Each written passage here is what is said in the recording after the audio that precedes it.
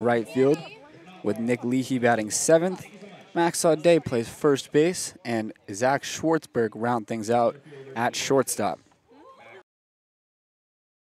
Had a 2-hit day at the plate, including a triple. Scored a couple of runs as well, and he's been one of the best hitters for the Oaks this summer. He is their team leader in batting average, hitting over .330, and he goes out for the first pitch and fouls it back. Moyer hitting .333 this summer, and it's got his OPS over 800. Solidified himself in this leadoff spot for the past month plus. That one misses 1-1 now. And as I mentioned, Sean Youngerman on the mound for the Foresters has thrown 19 innings this summer, has allowed just one unearned run, has yet to give up an earned run this summer, as that one's hit on the ground to the left side. Third baseman cuts it off and throws out Mac Moyer for the first out of the ballgame.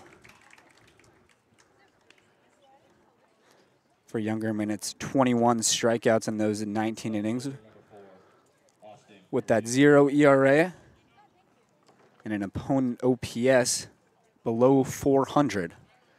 Very little damage against Sean Youngerman this summer. And we know the trouble that the Oaks have had previously in this ballpark. Don't believe that they've won here at all the past couple of seasons. First time up in Santa Barbara since the first week of the season for the Oaks. It was up here that 8-game losing streak began after their 5-0 start. Now the Oaks are looking to battle for a playoff spot. Coming into today, the Oaks are a game ahead of the San Luis Obispo Blues. 4 games apiece left. 3 for the Oaks versus the Foresters and 1 versus the Barons.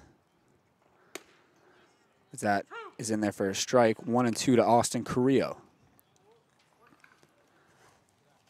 For Carrillo this summer, he's continued to see his average rise lately, hitting .260, and that on-base percentage still over 400. Stays alive here, fouling off a 1-2 pitch. In yesterday's contest, Austin had a couple of hits, also driving in a couple of runs, and scoring twice as well. Very productive day at the plate for him. The Oaks got a lot of production from the top of the lineup on Tuesday. Another 1-2, it's fouled back. Carrillo trying to make Youngerman work here. The guy who the Oaks knows can give them trouble. They want to work deep counts, try to get him out of the game as quickly as possible. Another 1-2. It's fouled back again. It's now 3 foul balls by Austin Carrillo since he fell behind in the count 1-2. He's not a guy that likes to strike out. Usually has his walks right around his strikeout totals. They're both even at 19 this summer. Fouls another one off. That's 4 foul balls. He's doing a really good job here of just spoiling a lot of Youngerman's pitches. Moves up in the box, too, as well. This 1-2 pitch he's able to hold up. They're going to appeal to third, but he did not go. No chance. It's a great take there by Carrillo, who's already seen 8 pitches this plate appearance. Does a really good job of providing a lot of information for the hitters behind him. That 2-2 deliveries in there for a called third strike. Carrillo has some brief words with the umpire, just confirming where the pitch was. But Youngerman wins the battle and gets his first strikeout of the day.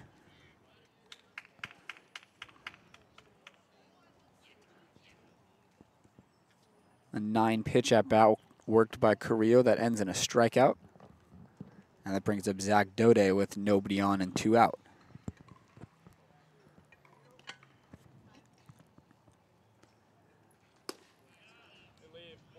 Zach takes a ball. This summer he's hitting not where he'd like to, below 200 for Dode, but He has moved up in the ranks as far as baseball world goes, moving from D2 Regis University up to D1 Cal Poly SLO. Very well deserved for Zach after a stellar summer last year that he took to his spring year, earning some all-region honors. 1-2 the count now to Dode. Even with his average subpar for his standards, still been driving runs in. Up there at the leaderboard for runs batted in this summer for the Oaks.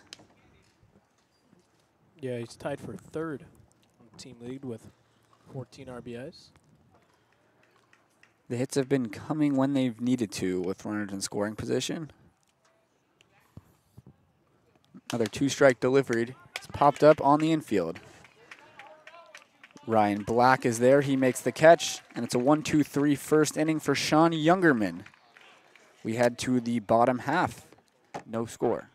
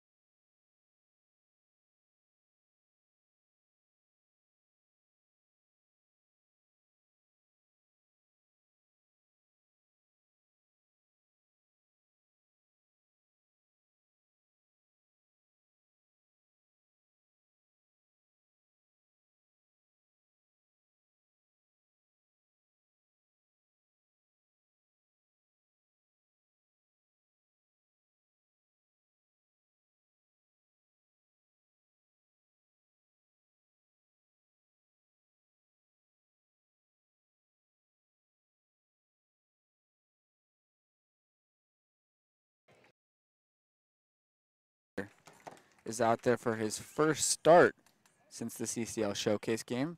We've seen him a couple of times out of the bullpen, but he's finally in line to start a game. As he's on the mound to face Greg Pace and this difficult Foresters lineup. Fires a strike in there to begin his evening. Sub-3 ERA this summer for Cole Fisher, who very much earned that CCL Showcase nod. It's been tough for him to get back on track since that game as it threw off his schedule a bit.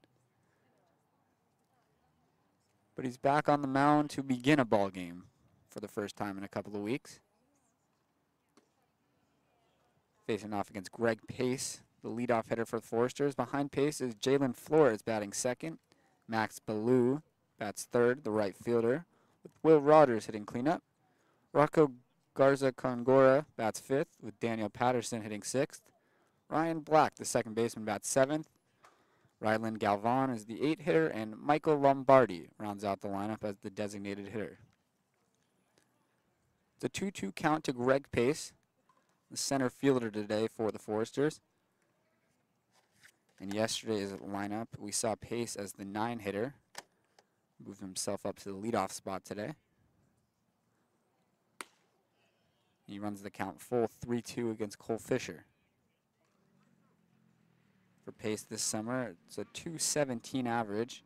Both the on-base percentage and the slug are over 400, so he's got an 800 OPS as he drives that one out to right field. Chris Wright on the run. He makes the catch. That's the first out of this first inning. A couple of oohs and ahs from the crowd, but that ball was needed about 40, 50 more feet to actually get over the fence to straightaway right field, and it's only about 310 to right, straightaway right, Josh? Yeah, I believe so. Brings up Jalen Flores, the shortstop today. Hitting just below 300 this summer is Flores. He's got his slug near 500 as well, so it's been a productive summer for him.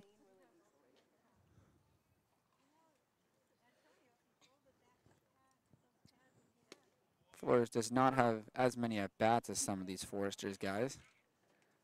Might have been a late add to the roster this summer. But an everyday player for the Foresters.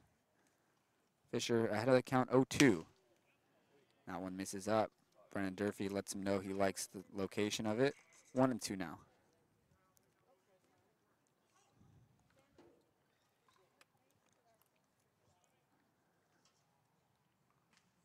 Swung on and missed. First strikeout of the day for Cole Fisher.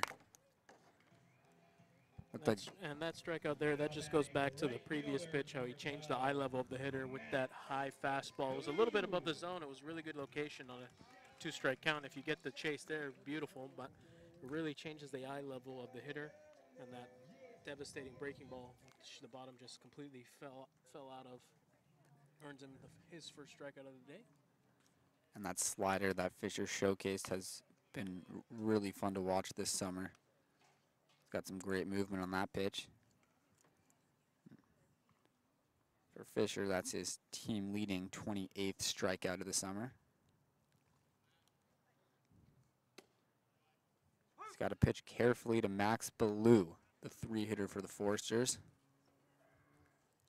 He's been dangerous this summer, hitting .330 but slugging over 500. Good for 909 OPS. It's 2-1 to Bellew. Him and his teammate Lance both with 4 home runs this summer. It's up there in the CCL leaderboard. He drives that one out to right field. It'll drop in front of Chris Wright for a hit. 2-out single for Max Ballou.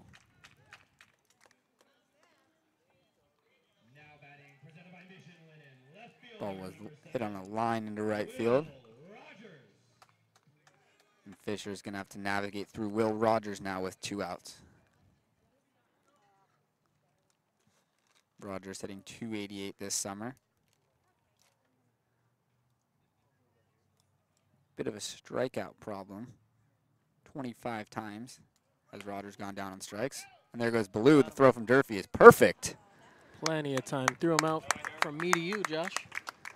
And Fisher is able to face the minimum thanks to Brendan Durfee gunning down Max Bellew at second base to end the first inning as we head to the second, scoreless.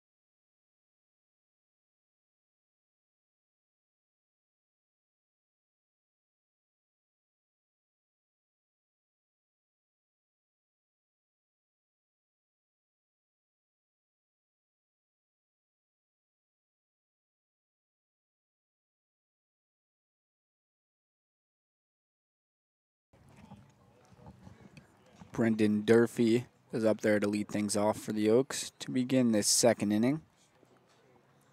Durfee reached 3 times on Tuesday, including a double. He's rocking the stirrups today. Definitely a new look from Brendan Durfee. Stirrups, he's also got a arm sleeve on the right arm. Something I haven't seen from him this summer. Durfee trying to showcase the drip as he gets ahead of the count 2-0.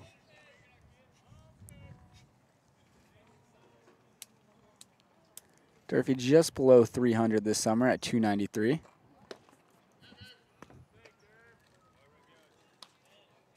Got his OPS a little bit below 800.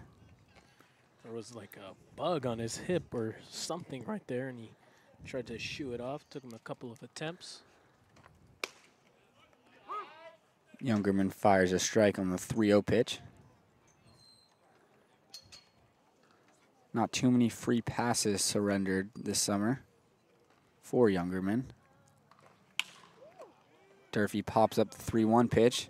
Down the left field line, it's trouble, and it drops for a base hit. Durfee got a late jump out of the box. So he expected it to go well foul, but it landed for a single for Brendan Durfee. Third baseman, number 38.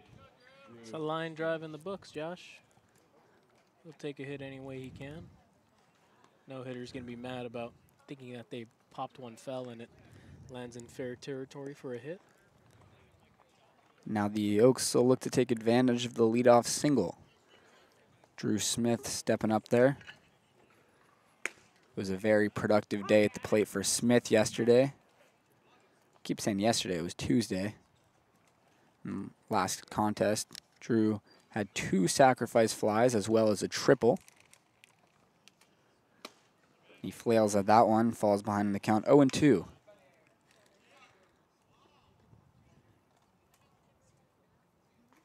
Smith's another guy that doesn't really have his average where he'd like at 220, but he's been driving in runs. 11 runs batted in this summer for Smith.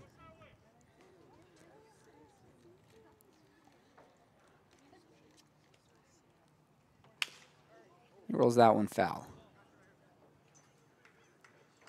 Smith looking to get a rally going here after the Durfee leadoff single.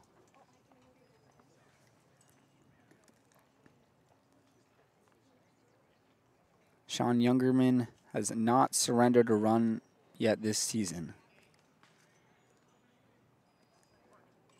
I'm sure he's very comfortable pitching with a runner on base. He also pitches from the stretch anyway, so that must help. It's 2-2 to Drew Smith.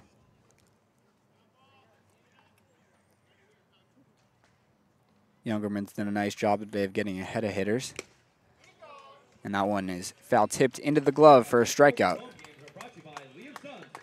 Second one of the day for Sean Youngerman. First one swinging. It brings up Chris Wright now with 1 out.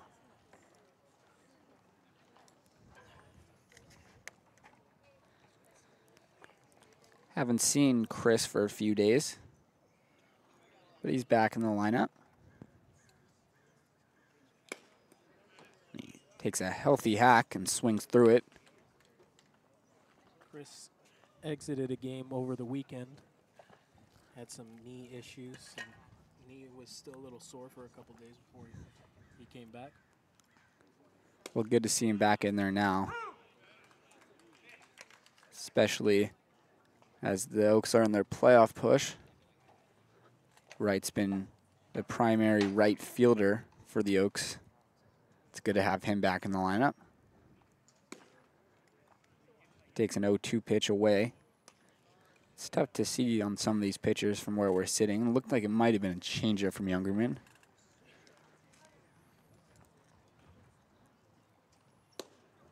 That was a breaking ball that Wright was able to spit on. 2-2. Always frustrating for a pitcher when you locate the pitch you're looking for and the hitter lays off. This one's fouled back by Chris Wright. will be another 2-2 pitch. The Oaks have fouled off a lot of pitches with 2 strikes on this one, but Youngerman still has been able to pick up a couple of strikeouts. Another good take by Wright, and he runs the count full. You mentioned it earlier, Josh. It's just something that they need to do. Get this guy out as soon as possible. Just run that pitch count up. This inning, all 3 at-bats have been at least 5 pitches. As Wright laces that one into left center field, it'll split the gap. Pace cuts it off, and it'll keep Durfee put at third base. But Chris Wright with a 1-out double, and the Oaks have something cooking.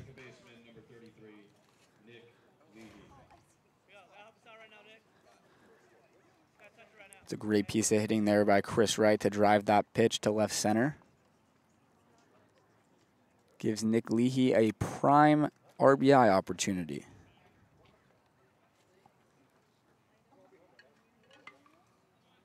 Sean Youngerman in danger of giving up his first run of the season.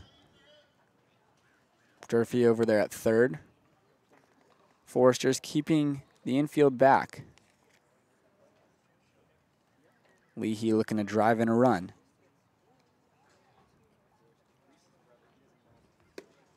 Takes the first pitch below the zone. There's a lot of different ways Leahy can accomplish that feat of getting Durfee in. Obviously a base hit will do so, but a sacrifice fly as well and a ground out. Anywhere back, but back to the pitchers. That one's hit softly to second base. It'll score a run as Leahy's thrown out, but the Oaks take a 1-0 lead. Hey, how about that? First earned run on the season for Youngerman. Coming courtesy of the Oaks. Early in the ballgame as well, getting to him in the second. Some long plate appearances, some good at-bats, a couple of hits, and the Oaks have picked up a run and taken the lead. Well, the starter in Tuesday's ballgame, he was part of the Foresters' combined no-hitter against the Saints. Day rolls that one softly off a Youngerman who stays poised and flips it over to the first baseman, Garza Gongora. And the Oaks are retired here in the second, not before they pick up their first run of the game and force Sean Youngerman to allow his first run of the season. We head to the bottom of the second. Oaks lead 1-0.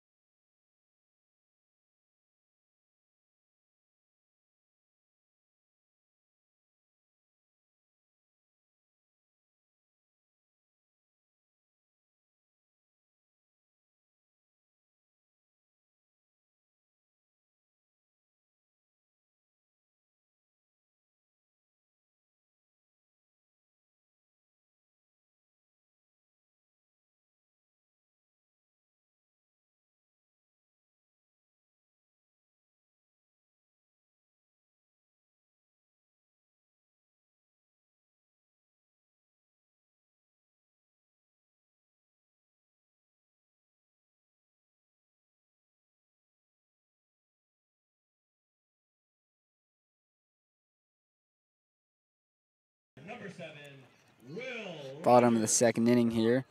Will Rogers will lead things off after he was up there to end the first with Max Bellew getting caught trying to steal second base. Excellent throw by Brendan Durfee to nab him. Once again, Fisher gets ahead of Rogers with the first pitch strike. Good slider once again from Fisher there. Goes with it once again, and it's in there for another strike. 0-2 now. And as our beloved Cameron Deck told us, he gave us a scouting report on this guy. Just don't give him anything straight and you should be all right. So far, 0-2 count. And there's another slider, another swing and miss, Thanks, Cam. and a strikeout for Cole Fisher. Cam contributing even from Nashville. Now batting presented by Howard I'm sure Coach Dave still remembered Cam saying that. That's the one tried and true method of attack on this lineup. Just don't give Rogers anything. No fastballs. Should be all right. That's the 26th time that Rogers has gone down on strikes this summer. Fisher, after 3 straight sliders to Rogers, goes with the fastball. And Garza Gongora is late on it. The first baseman for the Foresters, hitting .225. Is he rocking the chain backwards, Josh? Looks like it. 0-2.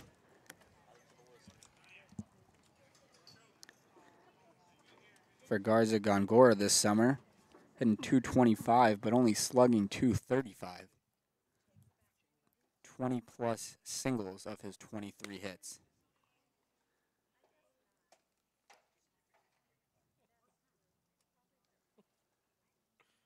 Not a traditional first baseman's build for Garza Gongora. And the 1-2 from Fisher's in the dirt.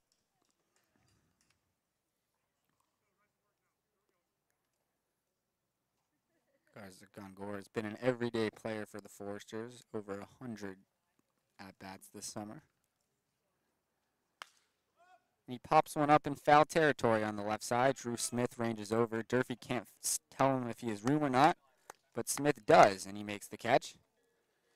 Well, Durfee can't really see if he tries to get a ball in the air with how the sun is at this ballpark.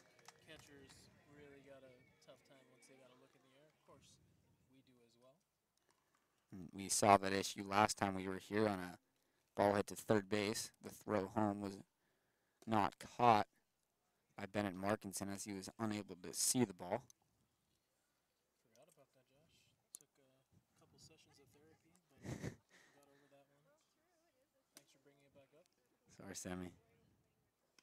Didn't mean to traumatize you. 1-1 the count to Daniel Patterson, who was the leadoff hitter yesterday. Swings through that one. 1-2 the count. It was an 0 for 5 day for Patterson with 4 flyouts and a ground out on Tuesday. Fisher looking to sit him down right here. Durfee blocks the breaking ball.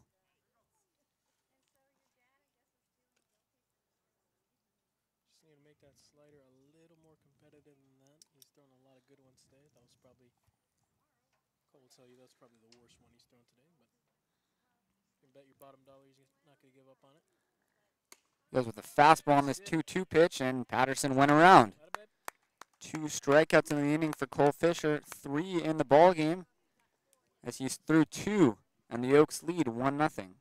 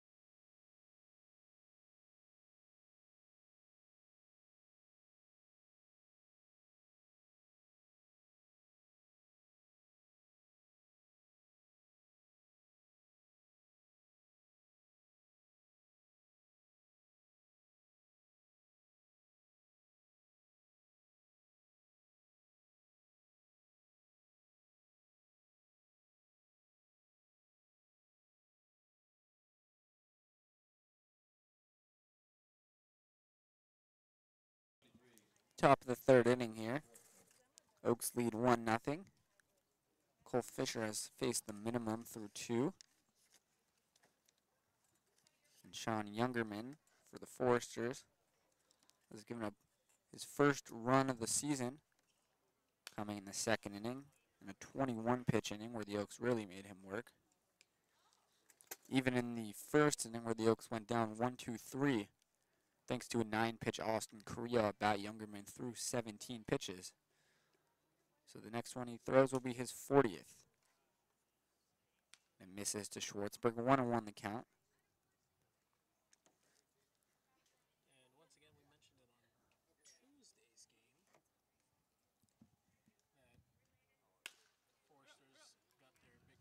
got their big tournament coming up, so we don't know how long the pitchers will be able to go as Schwartzberg grounds out to short. Center fielder number 36. And at this rate, with what the Oaks are doing to Youngerman, can't imagine he'll get past the 5th inning. Well, when you got 40 through 2+, yeah, you're not going to be going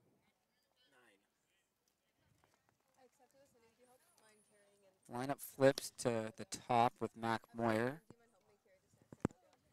Pulls back on a bunt attempt. That causes the third baseman Patterson to come in, but he retreats. Just a case of Mac keeping him honest there. And this time he does drop it down. Patterson goes for a bare hand. He can't field it cleanly. And Mac Moyer gives himself a bunt single. Well, he saw him do that, and then the third baseman just retreated to back where he was, and Mac said, I'm going to drop this down again. Let me get a hit. Patterson thinking the only chance he has was with the bare hand. So tried to field it without a glove and could not pick it up. Moyer gets himself a knock. Garza Gongora tries to fake out Mac Moyer on a pickoff attempt to first. Attempts to run as if the ball went down the line, but doesn't fake anyone out. Tried that little big league play. Greer takes one up and out of the zone. 1-0. Even though he struck out in the first, Carrillo worked a really long plate appearance, fouling off 4 pitches with 2 strikes before eventually succumbing to a backdoor breaking ball from Youngerman. Fouls this one back. It's 1-1. Looked like Moyer attempted a fake steal on that one. It stayed put. Tends to be very aggressive on the bases. See if they send him at any point. Carrillo lofts this one into left field. It's going to be caught by Will Rogers, who throws it in, and that's out number 2.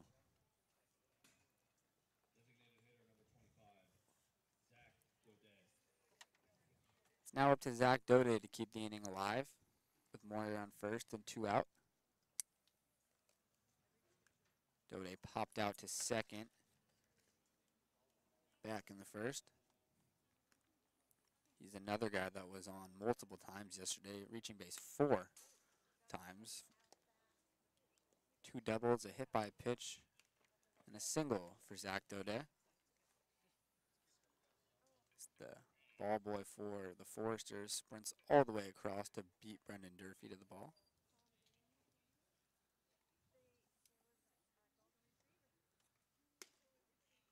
That one's taken for a strike.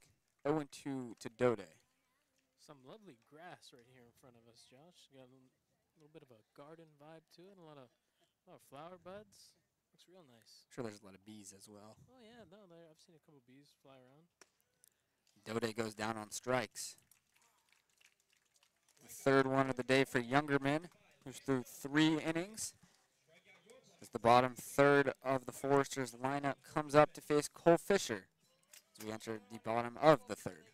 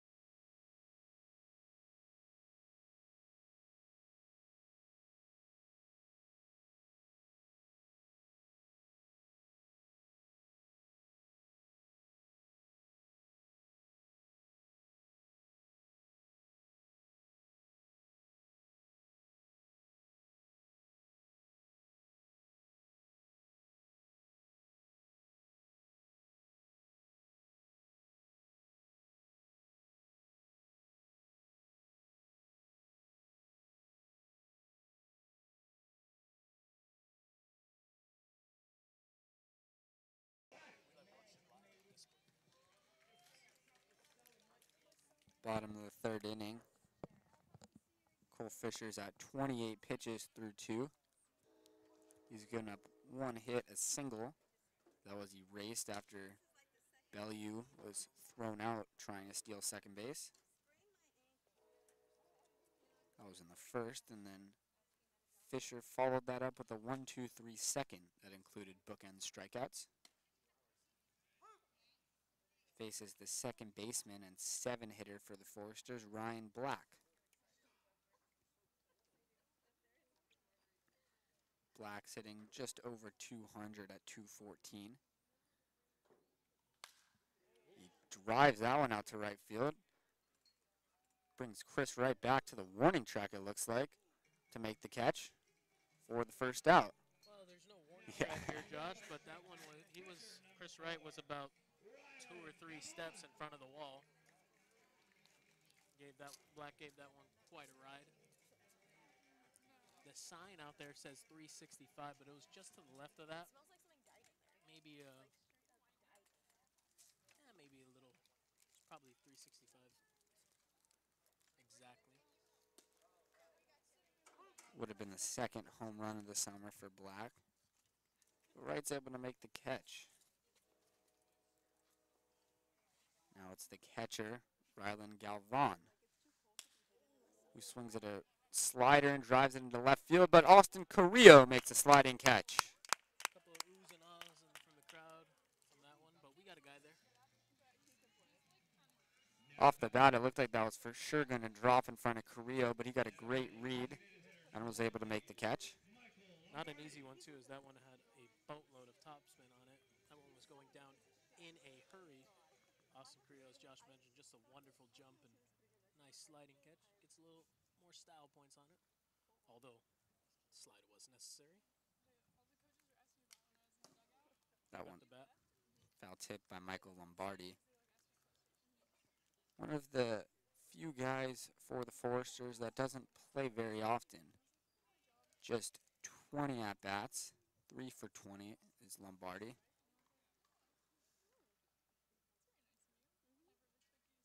Another guy right near Lombardi with only 14 at-bats is Dominic Hellman, who is the guy the Foresters took to the home run derby, who hasn't even hit a home run, just 1 for 14 this summer. Lombardi looking to get it going. He lines that one up the middle, and it'll get through for a 2-out single. That guy Hellman must put on a real show during batting practice if they brought him to the home run derby just for that. And with only 14 at-bats over the summer. Certainly. A young lad, though. Yeah. And he did put on a show in the derby, going to the final. Well, he was what? He's what, 6'6"? Unit. Top of the lineup now, Greg Pace up there for the second time today, who takes a first pitch strike from Fisher. Pace put a good swing on the ball to start off the ball game for the Foresters offensively, driving one to right field, but Chris Wright was able to make the catch easily.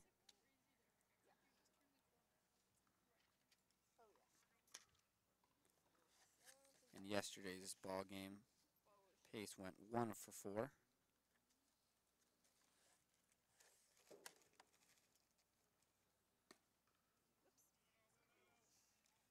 One-on-one to Pace. That one bounces off Durfee's glove, but not far enough away for Lombardi to attempt to advance. And Lombardi is actually a two-way player. He pitched in Tuesday's contest, if I remember correctly. That one is in there for a strike. 1-2 to Pace. Pace unhappy with the call. Definitely looked like a strike, but it was a pretty late strike call, which is what threw off Pace, I'm sure.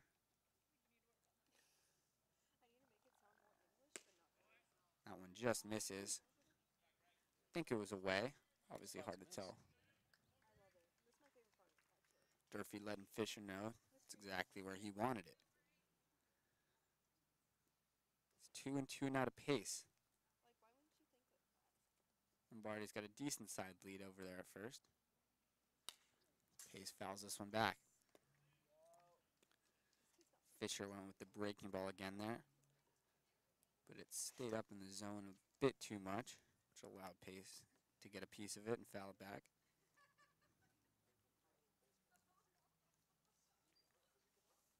Another 2-2 to Greg Pace is coming from Cole Fisher. He's set, delivers. Another one driven to right field by Pace. That has right on the run, and he makes the catch once again. Nearly a carbon copy of his first plate appearance for Greg Pace. Chris Wright takes away a hit down there in the right field corner.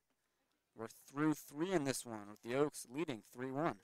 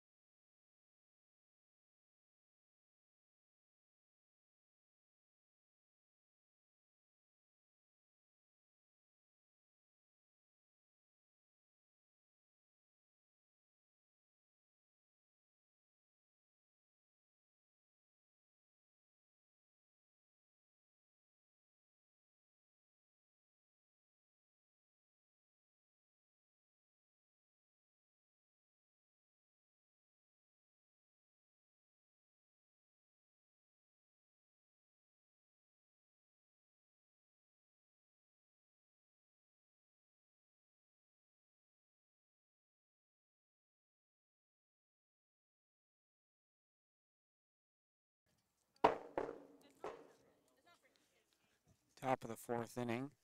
Startled there, Josh. Indeed. It's quite loud. It's a baseball falling on the bleachers. You should be ready for that. We're at a baseball game. Didn't even realize that's what it was. Durfee drives the first pitch out to center field, but right to Greg Pace, who makes the catch for out number 1.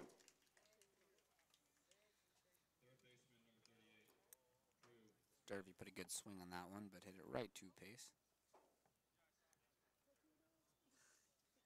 Brings up Drew Smith, who is a strikeout victim, his only time up there today.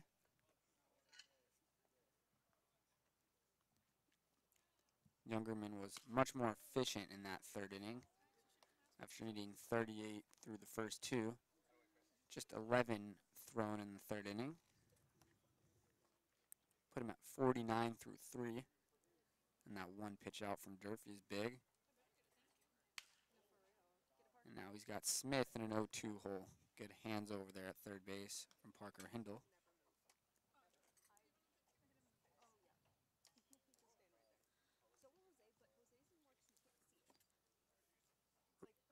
Smith looking to battle with 2 strikes now. The 0-2 is fouled back.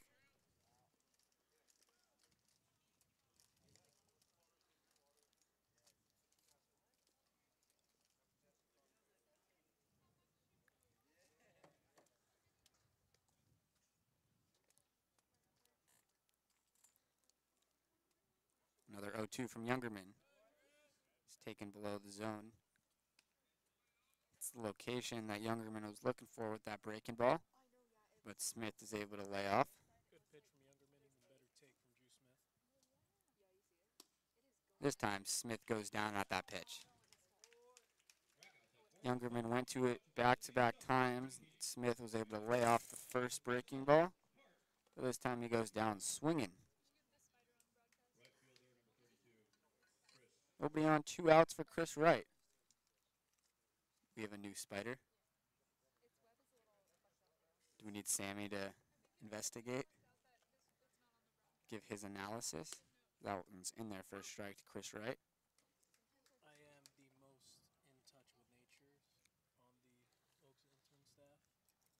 Probably just in the Oaks organization.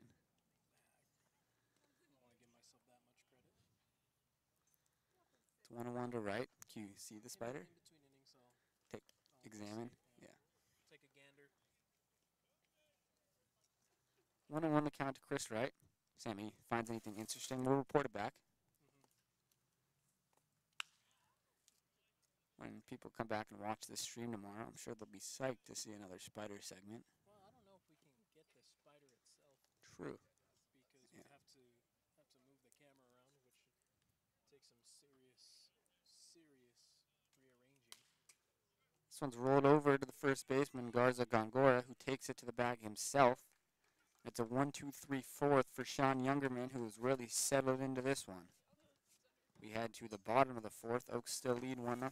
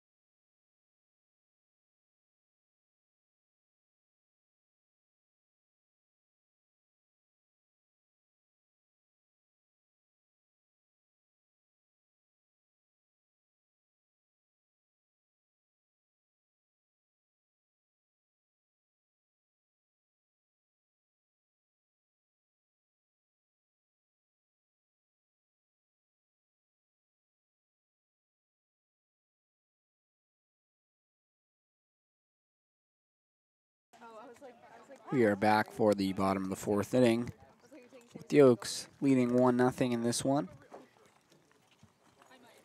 Cole Fisher is at 43 pitches through 3 shutout innings. He's faced 1 over the minimum, having given up a couple of base hits, one of them erased with the caught stealing. 3 strikeouts for Fisher through 3 innings. Looking for another one here as he's ahead of Jalen Flores, 0-2. Flores has already gone down on strikes once today. Looking to avoid doing so again. Fish is ready for his 1-2 delivery. And it's another strikeout of Flores. Gets away from Durfee a bit, so Flores will head down the line. Durfee fires a strike that I think goes through the glove of Max Audet. It went through his glove. Audet is going to need a new glove over there.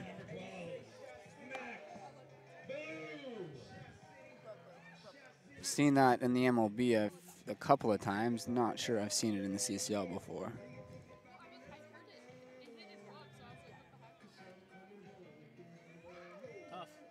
Tough one there. Real tough right there. It's a really tough break for Cole Fisher and for the Oaks.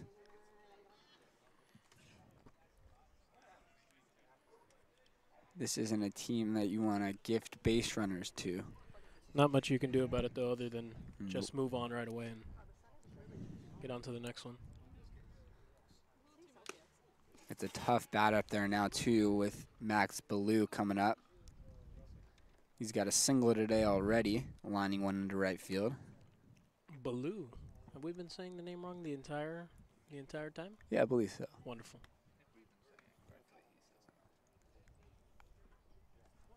That would shock me. I mean, if we're getting it right and the Foresters are getting it wrong, I'd be surprised.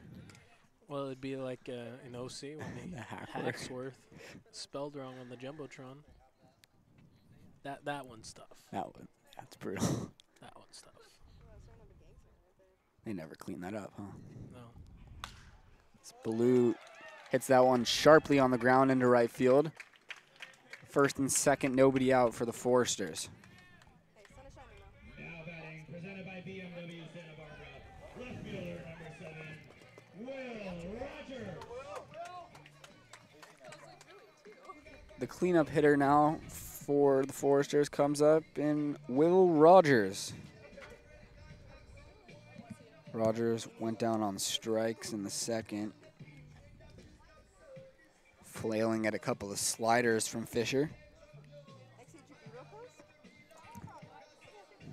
Fish looking for another strikeout in this situation or a ground ball double play.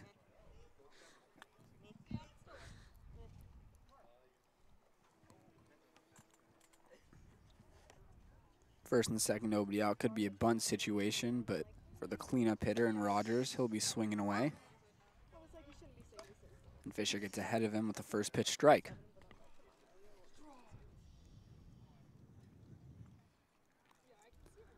Flores out there at second is only there after reaching on a drop third strike.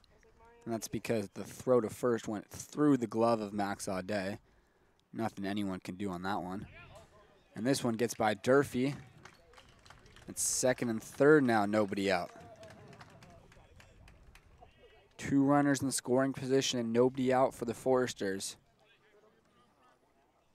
who have a great chance to tie this game and potentially take the lead right now. The Oaks are keeping the middle infield back. The corners are in on the grass.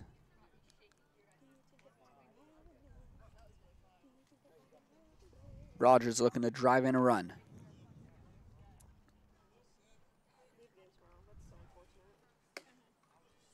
Fisher misses. 2-1.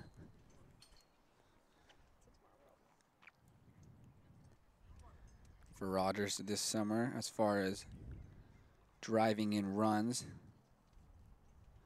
he's up there amongst the team leaders. 14 runs batted in.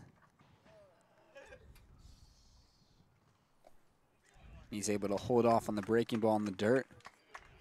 Pitch that gave him a lot of trouble in his first at bat. But he spits on the one in the dirt just now. Hitters count to Will Rogers, 3-1.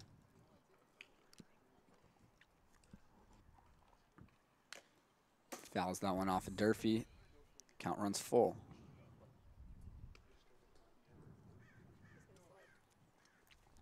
Fisher looking for a big strikeout here. Rogers just looking to put the ball in play and drive in a run. There's a plethora of ways that he can do that. Corners remain in, middle infield remains back for the Oaks. The 3-2 is looped into shallow left center field. It's going to be a long run, and it's going to drop over the head of Schwartzberg in front of Mac Moyer, and the Foresters have evened up the score.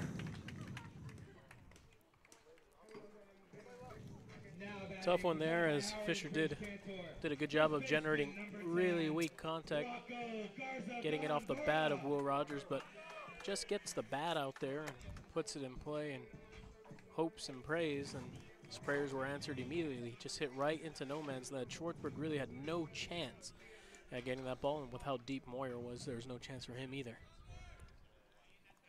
Forster's looking to add on now with runners at the corners and nobody out. The go-ahead run, Ballou just 90 feet away. Rocco Garza Gongora up there now.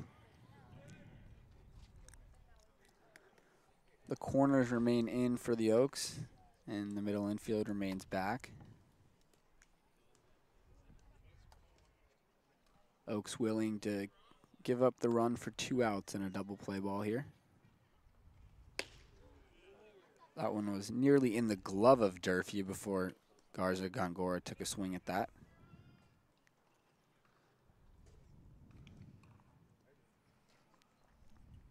Just 6 runs driven in this summer. Looking for a 7th here with Blue at 3rd. That one's on the corner for a called strike. 1-2 to Garza Congora. Still nobody out in this 4th inning. The whole inning started due to the drop 3rd strike and Flores reaching. Fisher set for his 1-2.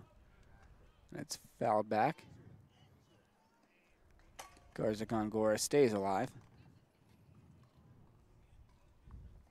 Just think of how different the inning could have been had Flores been retired.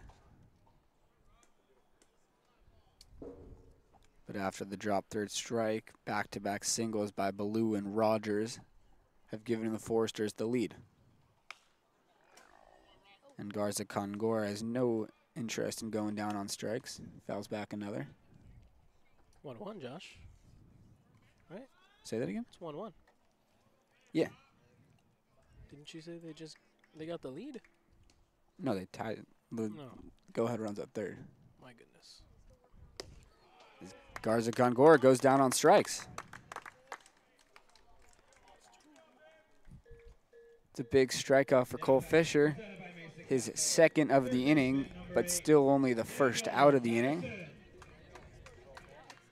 Sets up a potential double play ball with Daniel Patterson coming up there.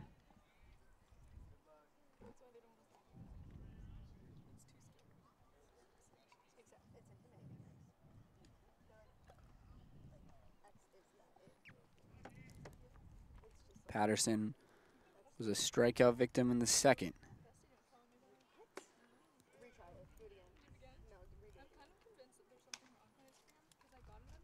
A double play here gets the Oaks back in the dugout. Smith retreats back to the infield dirt. Corner's no longer in as the Oaks are looking for 2. Patterson's able to lay off the breaking ball, and Durfee back picks to 3rd. The ball goes into left field. A run's going to come in. Rogers heads first to 3rd, and he'll be in there. The Foresters are gifted a run as an errant throw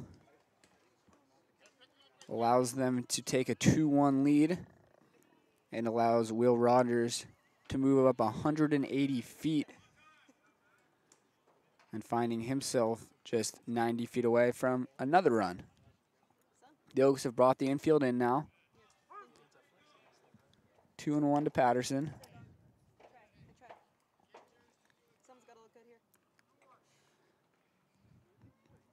Some rotten luck for Cole Fisher this inning.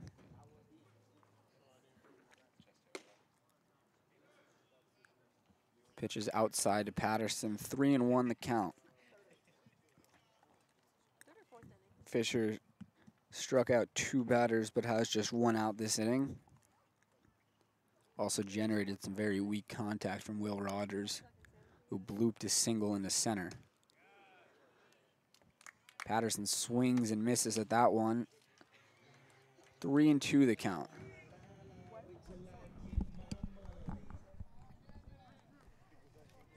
Little, kind of like getting someone off on the Oscars, huh? 3-2. It's popped up. It'll be caught at second base by Leahy. It's a very big out number 2. There you go. There we go. They really wanted this guy up. They just completely gave up on Patterson's at bat. Just see what Ryan Black could do. Well, Black's last at bat, he drove one to right center. That was caught a few feet short of the wall by Chris Wright. Black looking to pick up a two-out RBI right now. Will Rogers over there stands at third base. There's already been a couple balls get past Durfee today, so he's going to have to be a wall back there. Rogers is going to look to take any extra base. It's a 1-1 count to Black.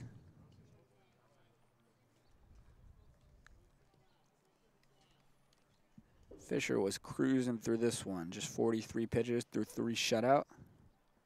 But he's thrown 20 plus here in the 4th and given up a couple of runs. Of course, he's also been quite unlucky. Drop third strike reaching, and a bloop single driving in a run. Should be back in the dugout already. Looking for his 3rd strikeout of the inning. Black's able to lay off the high heat. Fisher located it where he wanted to. But Black didn't chase. Count is now evened up at 2. Fisher over 25 pitches in the inning. And that one is lofted into right field. The 3rd run of the inning will come in. And the Foresters extend their lead to 3-1. Now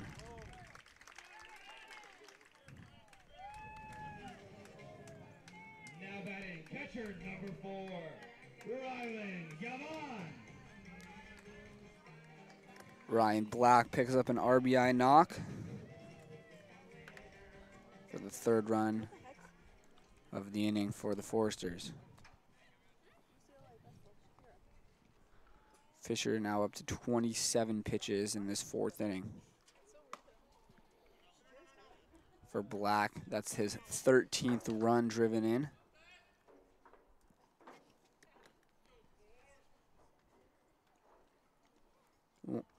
One of many guys for the Foresters who's been very productive, driving in double digits.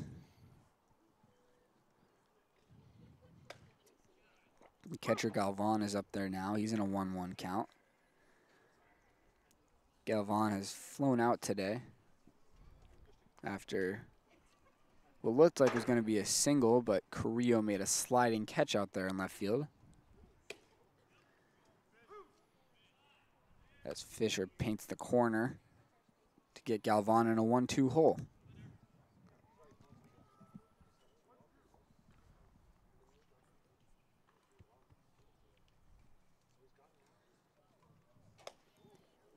Good There's pitch. a slider, and Fisher gets his 6th strikeout of the day. Foresters plate 3 here, though, in the 4th as they take the lead, and we head to the 5th with a 3-1 Foresters lead.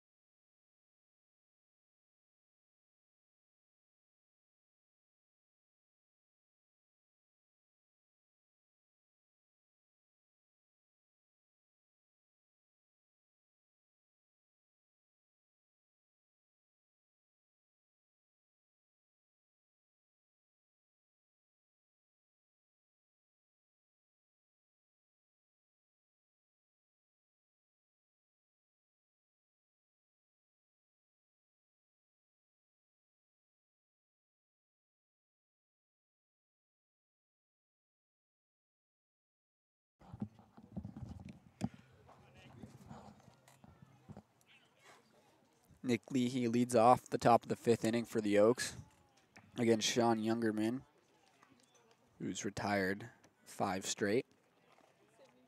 After throwing 38 pitches through the first 2 innings, Youngerman needed just 21 to get through the next 2. And he gets a ground out from Leahy. 1 away. Due to his efficiency over the last 2 innings, Youngerman at 59 pitches through 4. That's the second time today that Leahy's grounded out to second, but the first one resulted in an RBI. Now the first baseman Audet is up there. It was due to his error that the Foresters were able to plate the first run, but of course, nothing Max can do there as the ball went literally through the webbing of his glove. Max grounded out to the pitcher to end the second inning. He's up there now with nobody on and 1 out. Audet fouls it back. 1-2 the count. Joshy boy, I just took a stroll down to the bullpen to see what's going on down there, and then I actually got there right after Coach Dave walked all the way down there to tell Nick Clough to start getting hot. I also talked with Toby too, and Toby said, well, the hope is Fish can get through 5, and then they'll go to Clough if need be. All right. Fisher threw 4 innings right now. He was very efficient through 3, but needed 31 pitches to get through that 4th. Max Audet goes down on strikes. That's the 5th of the ball game for Sean Youngerman. And that's the 7th straight Oak that has been retired by Sean Youngerman. Wow. Youngerman really can deal. As we've mentioned, Youngerman came in today with 19 innings of shutout baseball. He's given up 1 through 4 2/3, but ever since that long second inning, he's really been dealing. It was an 11-pitch third, a 10-pitch 4th. He's got Schwartzberg in an 0-2 hole here, looking for a single-digit inning as far as the pitch count goes for Youngerman. Schwartzberg attempts to check his swing. They appeal to first, and he could not hold up. It's a tough call. Back-to-back strikeouts to end the 5th for Sean Youngerman, who has retired 8 straight Oak hitters. We're halfway home on this one, with the Foresters leading 3-1.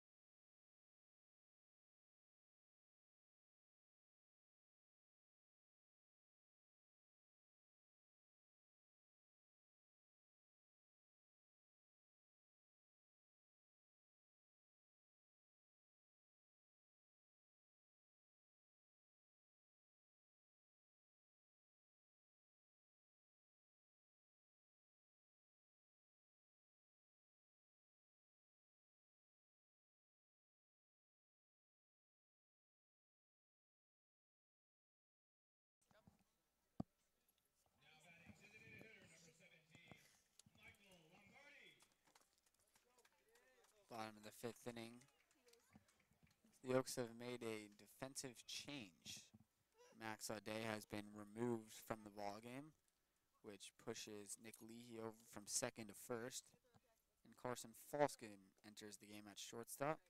And that brings Schwartzberg over from short to second. We heard that Audet not feeling the greatest coming into today's game. Credit your source. Come on now. Well, I didn't want to credit my source in case it was inaccurate, that's all. They seem pretty reliable. True that. But 2-1 the count to Michael Lombardi.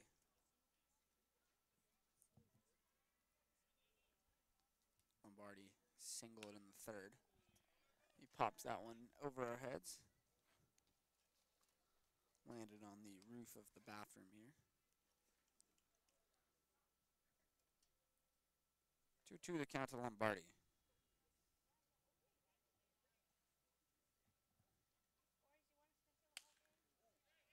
And that one's lifted into shallow left field. It's a long run for Carrillo.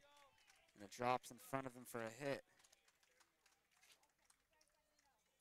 The second bloop single that Cole Fisher has allowed today.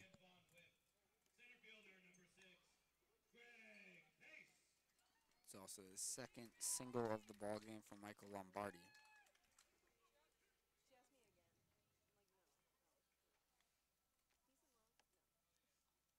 With the 9-hitter, Lombardi getting a hit that flips the lineup to Greg Pace, who gets to hit with the leadoff man on first. Pace has flown out to right field both times today. Both took the right fielder right into the corner, and he was able to run him down.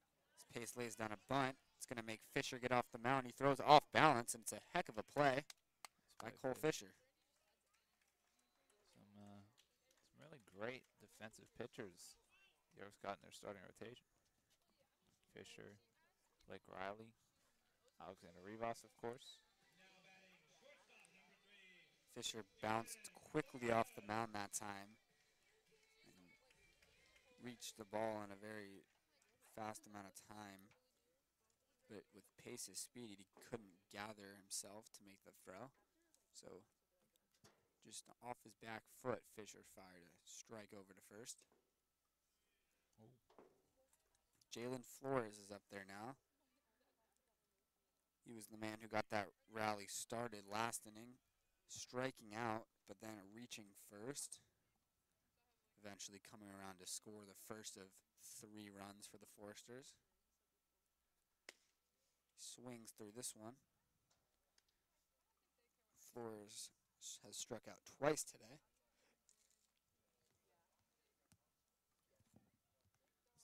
One of 5 strikeout victims for Fisher. Fisher struck out 6, but Flores has gone down twice.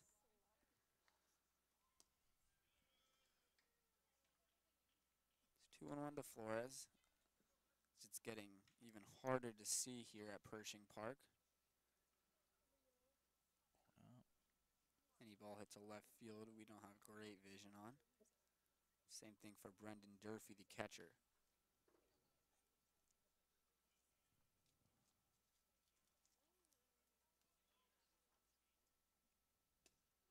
There's a breaking ball from Fisher that freezes Flores. Josh, I just got a notification. There was no longer the Prune Packers at the top of the North Division in CCL. Walnut Creek Crawdads have officially passed the Prune Packers, something I never expected to see. It's very surprising. So the Prune Packers have dominated the North. But as we've talked about, they've had that playoff spot clinched for a while, and they haven't really been playing their guys, we're assuming. Count is full on Jalen Flores. Lombardi out there at second, 1 away. Flores goes down on strikes for the 3rd time today. Fisher has really had his number in this one. That's strikeout number 7 for Cole Fisher. If it wasn't for that rotten luck in the 4th, this would be a masterful outing for Cole. But the pitch count is getting up there. Over 80 pitches in this one after a 31 pitch 4th. He's got to pitch very carefully to Max Ballou.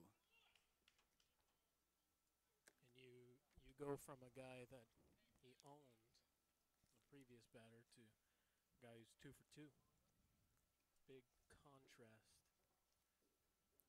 And Ballou here, probably the best hitter on the Foresters. Difference in the righty-lefty matchup. Ballou hits that one in the air to left field. Carrillo doesn't have to move that far. He makes the catch. And Fisher's able to retire Ballou for the first time today. Gets through 5 innings, 3-run ball. And we head to the 6th. The Oaks looking to come from behind. They still trail 3-1.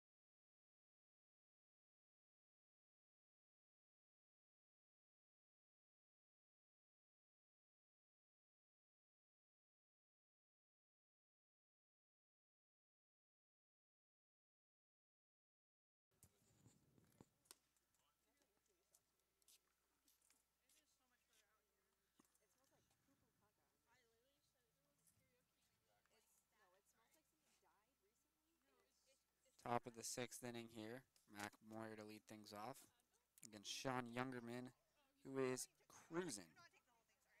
After throwing 38 pitches through the first 2 innings and giving up a run, Youngerman has now retired 8 straight hitters. Just 68 pitches needed to get through 5 innings of 1-run ball up to this point for Youngerman.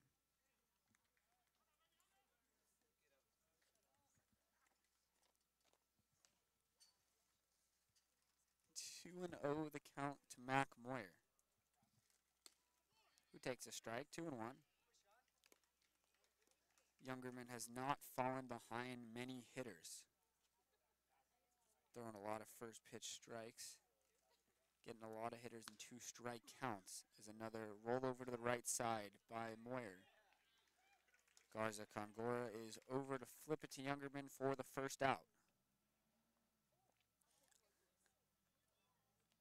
The Foresters do have action in their bullpen, so this is probably the last inning for Youngerman,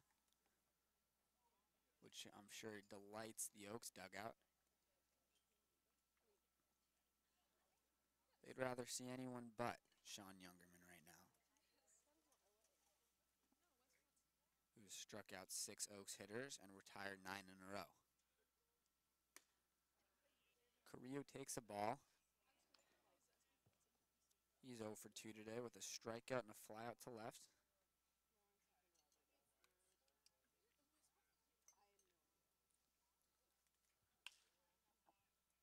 That one slap foul. 1-1.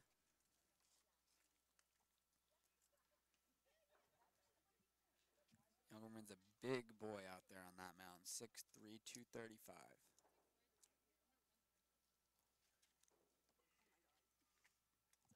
His 1-1 delivery is lofted into left center.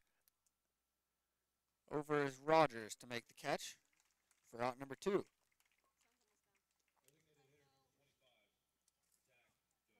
It's the second time today that Carrillo has flown out to left. Which brings up another guy who's 0 for 2 in Zach Dode. He is popped out and struck out today.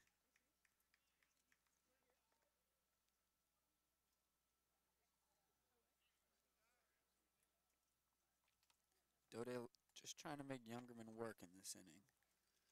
First 2 outs on 7 pitches. Some weak contact generated.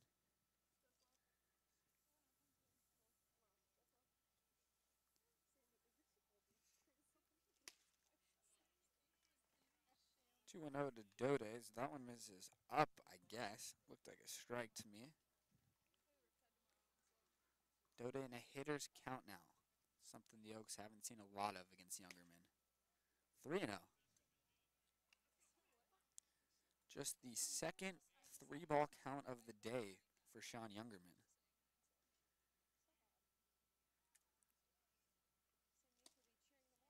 He walks Dode. A 4-pitch walk. It's the first walk of the day for Youngerman, who shows some frustrated body language toward the home plate umpire. Seems like a couple of those calls were very borderline. Could have potentially been strikes. That'll cause Galvan to go out to the mound, have a little discussion with his starting pitcher. A man who's got a sub-1 ERA, just 1 earned run allowed. And if he completes this inning, that would be in 25 innings this summer. Youngerman surrendered his first walk of the game to Dode. Brings up Brendan Durfee. Comes to the plate as the tying run. Dode gets a great jump. Durfee's going to take all the way. And Dode's in there safely.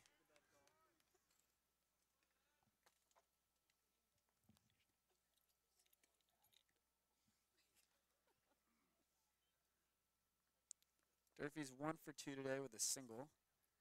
Coming around to score the only Oaks run of the game.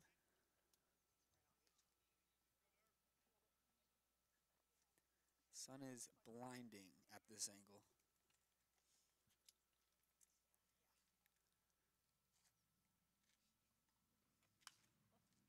Durfee fouls it back.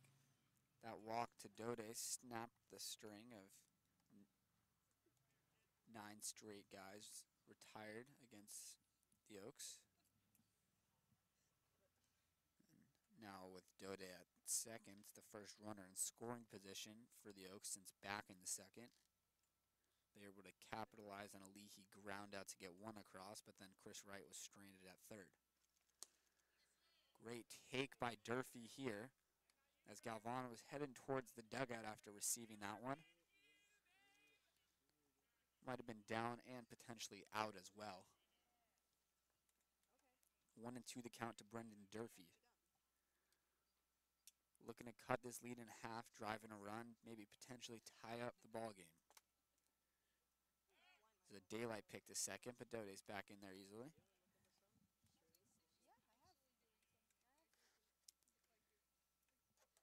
Flores tried to catch Dode napping, but he was able to get back. Durfee looking to go to work with 2 strikes. It's a 1-2 count. That one's in the dirt.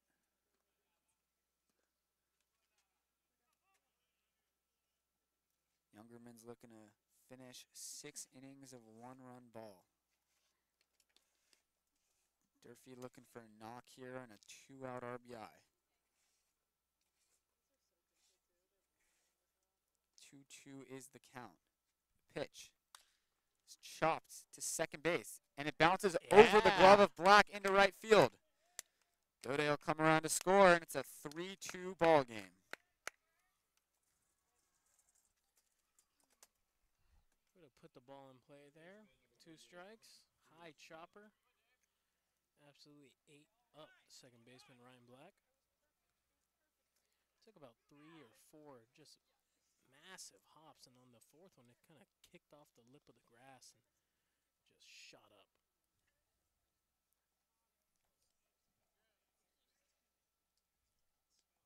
We're debating. That's an error. Okay. Error? Connor says hit. Sammy says error. I'd love to give it a hit. Give our boys some home cooking, but we are not the official scorers. And considering what Youngerman has done over the season, they'll probably rule that an error, make it an unearned run. That's a great point. Just use that noodle of yours, Josh. It's a very lengthy mound visit between the pitching coach for the Foresters and Youngerman. Umpire finally goes out there to break it up.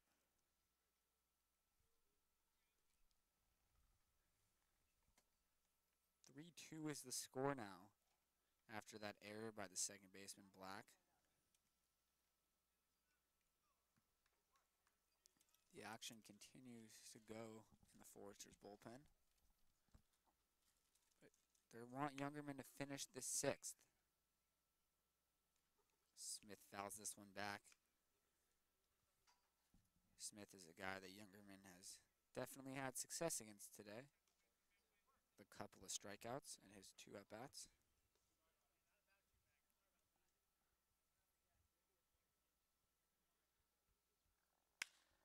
That one is driven out to left center field, deep, and it's off the wall. Durfee's going to come around to score from first, and this game is tied.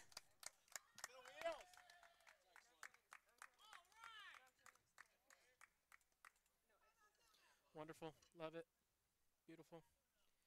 Smith was peppering the baseball on Tuesday's ball game and picks up right where he left off. Well, not right where he left off. Took him a couple of bats, but just laced that one into the gap. No chance for Will Rogers in left, and completely beat him to the wall. And that double from Smith is going to knock Sean Youngerman out of the game. After not giving up a run coming into today's contest, the Oaks played 3 against Youngerman, who's forced to be removed after 5 2/3. It's a new ball game here. 3-3 the score, and we'll be right back after this pitching change.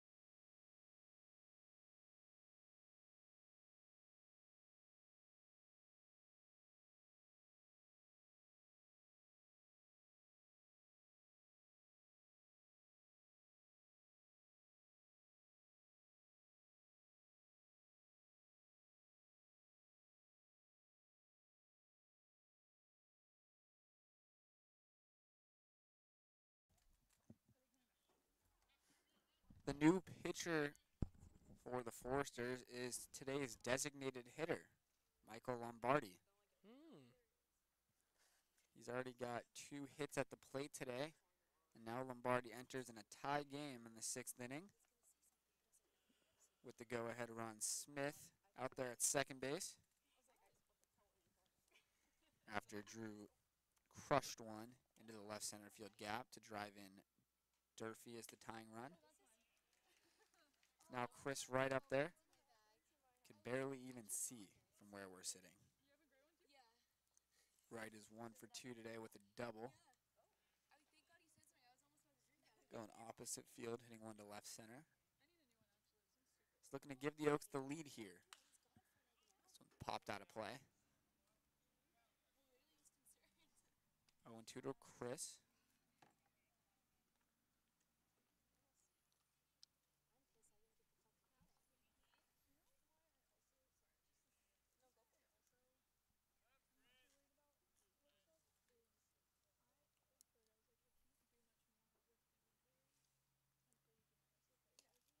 Chris goes down on strikes.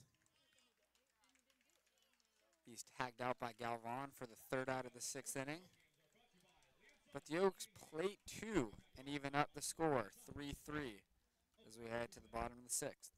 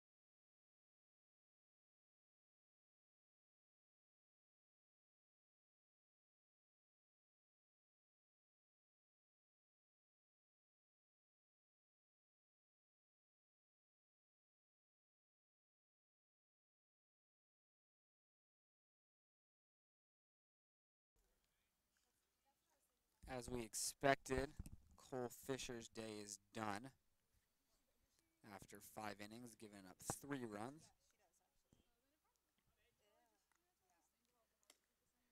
With the game being tied now, Cole Fisher is off the hook for a loss. Will be getting a no decision in today's ball game. And Nate Clough will take over against the heart of this Foresters lineup, and he gets Will Rogers to roll one over to shortstop. And Carson Falskin fires across for out number 1. That's exactly what you're looking for if you're Clough, who has struggled coming into play today.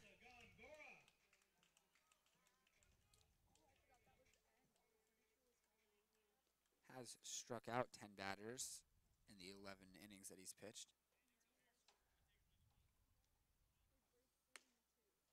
He misses upstairs. There was a minute there on Tuesday that we were expecting to see Clough, maybe even in that 9th inning, as Charlie Adamson had already pitched 3 innings out of relief, so we thought we might see Clo for the 9th. But with Adamson cruising, Coach Solis making the decision to let Adamson close it out with a 4th inning, and that decision paid off. So after Charlie ended up taking Clo's potential 9th inning save on Tuesday, close out there in a 3-3 game here in the 6th inning in Santa Barbara.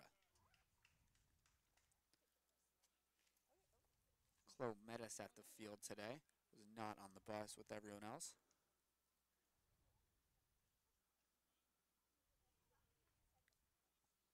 Looking to bounce back in the count against Garza Congora. It was 3-0, it's now 3-2.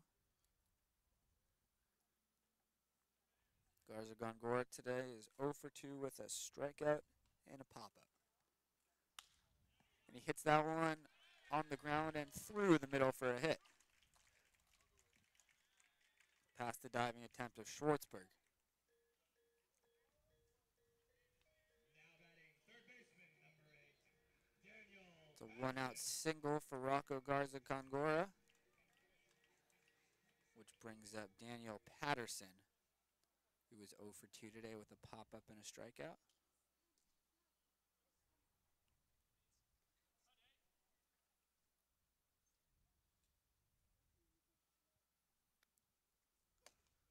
That one's in there for a strike to Patterson.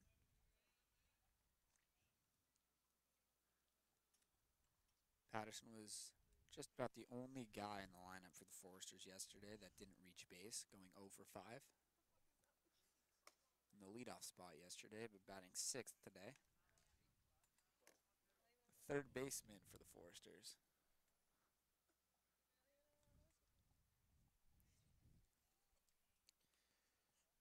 Oh my goodness, Josh, I can't see nothing right now. This one's dropping in center field for a base hit. And Mac Moyer goes down as he runs into Chris Wright. It's a base knock by Daniel Patterson. I can't see. I know, this is brutal. Brutal scenes right now. We got a star center of the solar system just right in our eyes. Yeah, No we, biggie. after each time the ball makes contact, I'm just waiting to see it get past a fielder for someone to make a play. We can't see the ball off contact at all. First and second, 1 out for Ryan Black, who drove in the 3rd run for the Foresters in the 4th with a single to right field. Clo looking for a ground ball in this situation. Double play would end the inning.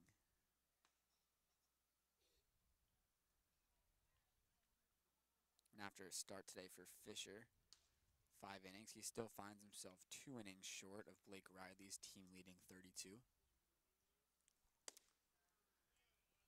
2-0 the count to Black. He's put a couple of nice swings on the ball today, not only on his RBI single, but also driving one pretty deep in right center. That was run down by Chris Wright. The hitters count to Black right now, 2-0. Long hold for Clo. It's in there for a strike.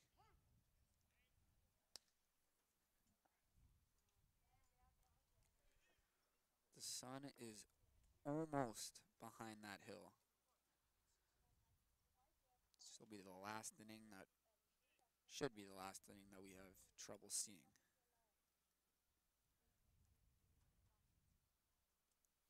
Close 2-1. It's a breaking ball that Black is nowhere close to making contact. 2-2.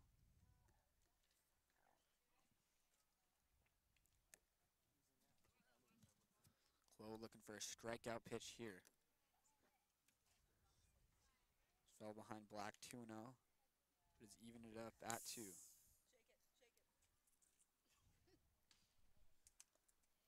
That pitch is in the dirt. Good stop by Durfee. Count runs full.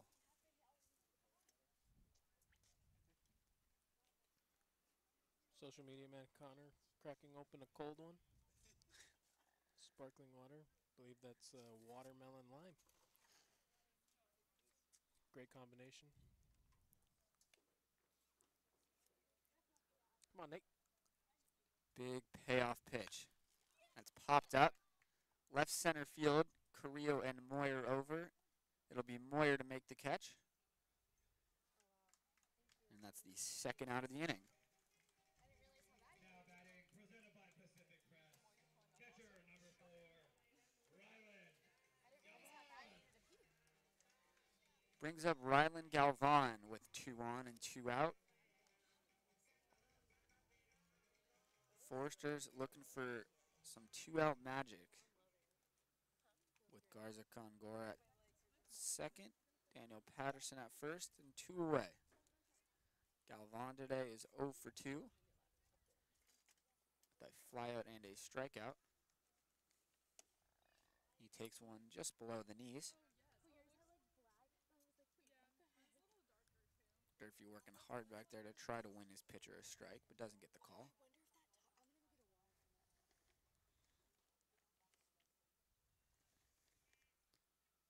Garza Gongora's got a pretty big lead at second. This one is in there for a strike, 1-1.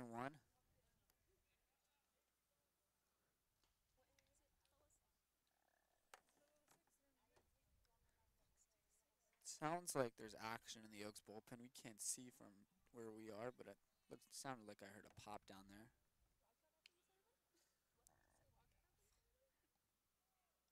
1-1 the count to Galvan, who swings through a fastball from Clo. 1-2.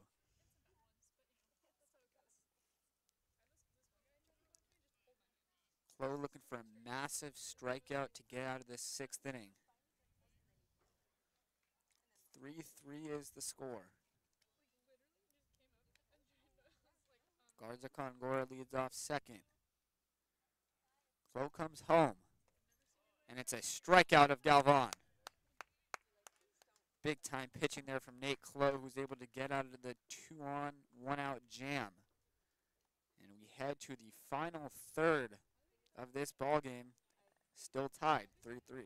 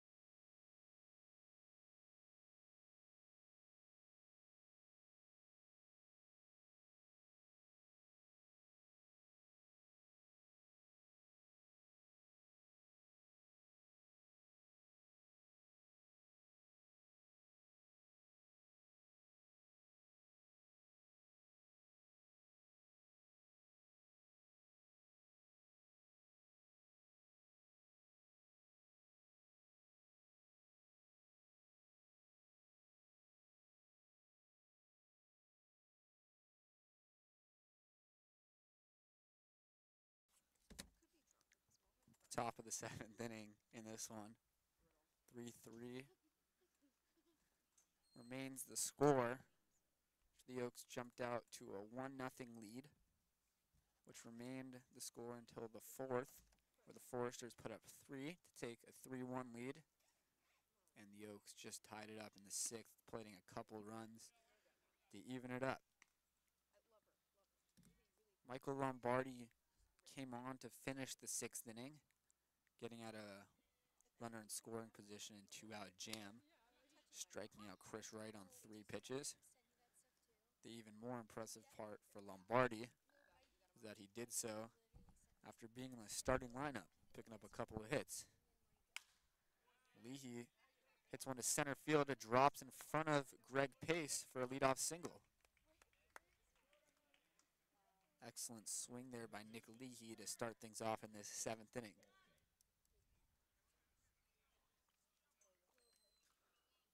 Lombardi's 2 singles and coming out of relief is impressive, but not quite as impressive as what Shohei Ohtani did today. 2 home runs in Game 2 of the doubleheader after throwing a complete game shutout in Game 1. Lombardi isn't quite at that level, but throwing 12 innings out of relief while also getting 20-plus plate appearances is quite a feat. And 2 hits in today's ballgame for Lombardi, who's looking to shut down the Oaks offense in this 7th inning. It's the first plate appearance of the day for Carson Falskin, who came in to replace Max Audet. Falskin started the summer off very cold, but he's really turned it around lately.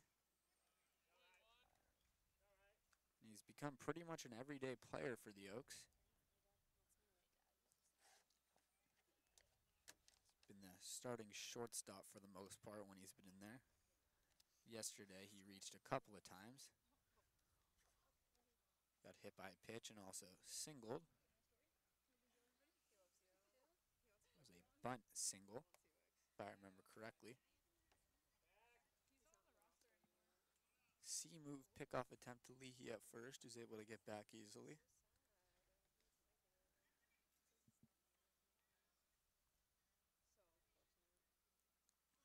The 1-1 to Falskin. It's foul tipped into the glove, 1-2.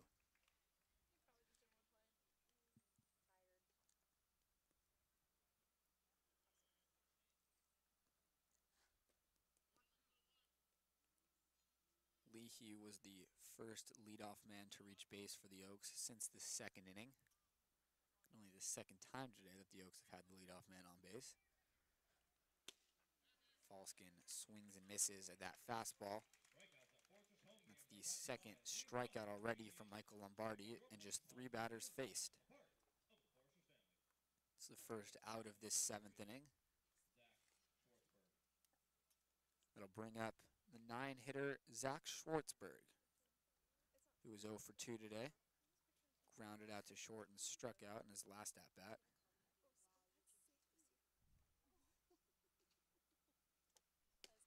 Schwartzberg takes a strike down at the knees. Just confirming the location of the pitch with the home plate umpire.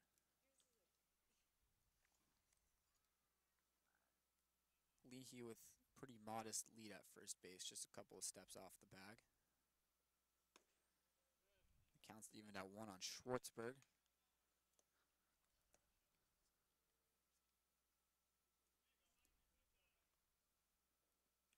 Doesn't look like there's any action in the Foresters bullpen. Can't see the Oaks bullpen from here. Schwartzberg's ahead of the count, 2-1.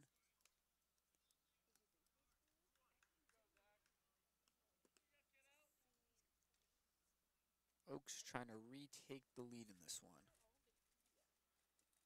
The 3-3 score, Leahy the go-ahead run at first. Top of the lineup coming up after Schwartzberg. Lifts this one out to shallow right field in foul territory, and it's going to drop for a foul ball. It was a long run for the right fielder, Ballou. could not get there. 2-2 the count to Schwartzberg, who was a long walk back as he was already at first base. Baloo was playing pretty shallow out there in right field. Wasn't expecting him to be close to that ball. Almost got there. It'll be a 2-2 pitch coming to Schwartzberg, who hits it in the air to left field. It's a long run for Rogers, who's able to make the catch and fires it in straight into the ground. And so the right fielder, Baloo, runs over to pick it up. I think that Rogers wanted to fire back behind Leahy, but then changed his mind after realizing Leahy would get in there easily. But it was too late, and Rogers pulled down and threw it directly into the ground.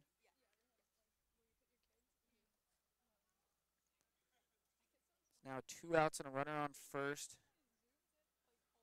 for Mac Moyer, the leadoff hitter. He's 1 for 3 today with a couple of ground outs. He takes the first pitch from Lombardi off the plate. The sun is officially fully behind the hill, and we can see now at Pershing Park.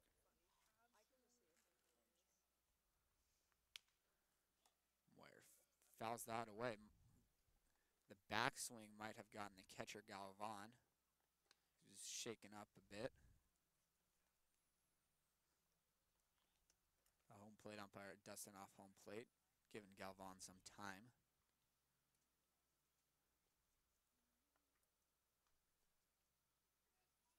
Thought at first it could have been a catcher's interference situation, but no appeal or anything from Moyer or the Oaks. So it must have been on the backswing that Moyer hit Galvan. 1-1 the count to Mac, who hits it sharply on the ground off of Lombardi. It'll be an infield single for Mac Moyer. Would have been a base hit anyways. It probably would have just gone right back up the middle. But Lombardi gets hit by the ground ball, just a one-hopper off his foot, which causes Bill Pintard to go out and check on his pitcher. Or his infielder, we could say. Lombardi is listed as an infielder on the roster.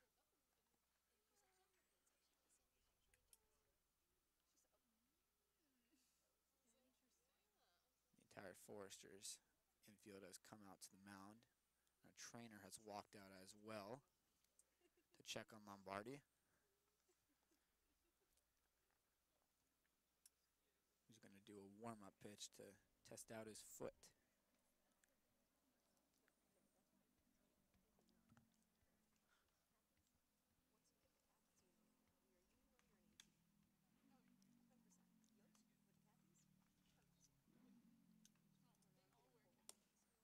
Lombardi says that he's good after a couple pitches. So the infielders will retreat to their positions, as well as Pintard back to the dugout. And the action remains in this one. First and second, 2 outs. 3-3 is the score. Austin Carrillo up there against Michael Lombardi. Carrillo looking for his first hit of the day, 0 for 3 up to this point. Looking to drive in Leahy from second. First pitch is up for a ball.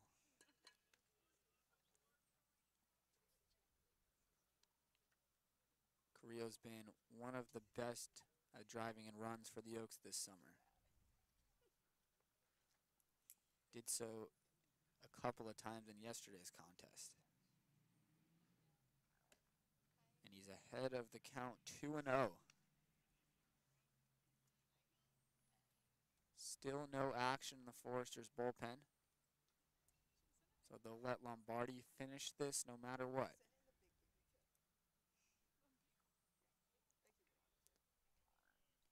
He's ready for his 2-0 pitch to Carrillo. And Carrillo hits that one to left field on a line, and it's right at Will Rogers, who makes the catch to end the threat. The Oaks strand a couple of base runners in the 7th, and the Foresters will come up with 9-1-2 in the lineup in an attempt to take the lead.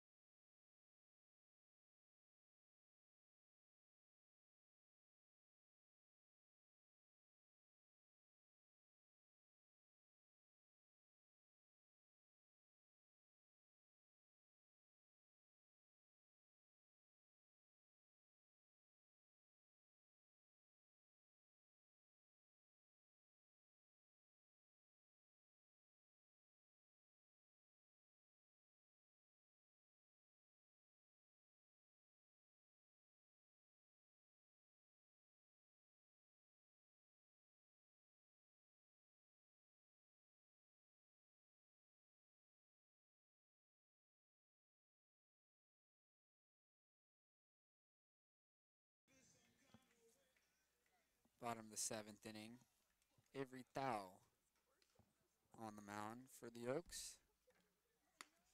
He's facing Michael Lombardi, the pitcher for the Foresters, I believe.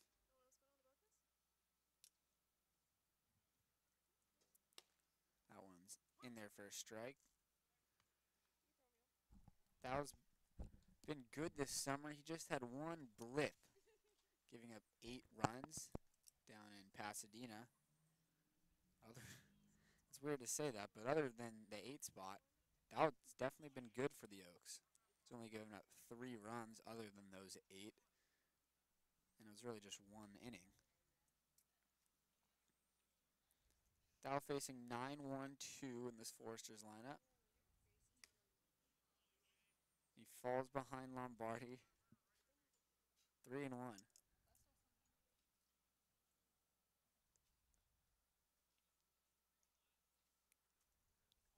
Thau looking to avoid walking the leadoff hitter. So that one's at the bottom of the zone for a called strike. Count is now full.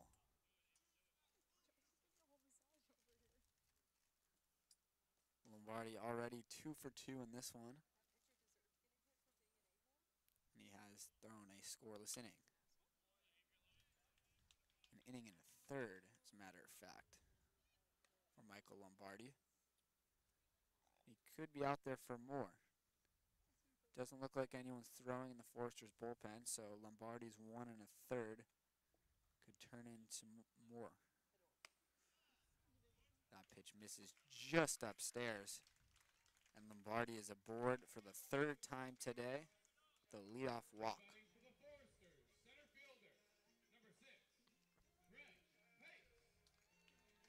Just got to bear down right here if you're Avery.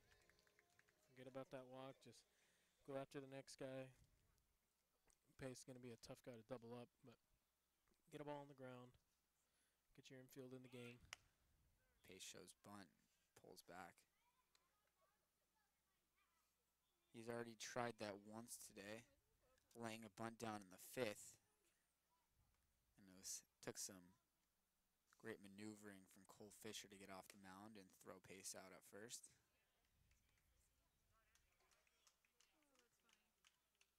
Dallas falling behind 2-0.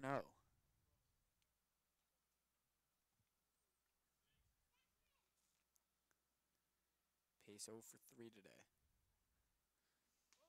Shows bunt again, misses up again. 3-0 the count. Jalen Flores waits on deck.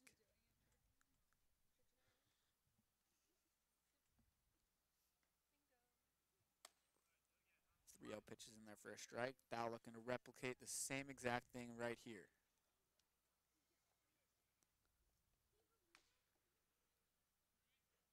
Expect Pace to be aggressive if he gets one he likes. He shows bunt again, and it's ball 4. Back-to-back walks to begin the 7th inning for Avery Thau. And that sets the table for the heart of this Foresters lineup. And Jalen Flores, shortstop.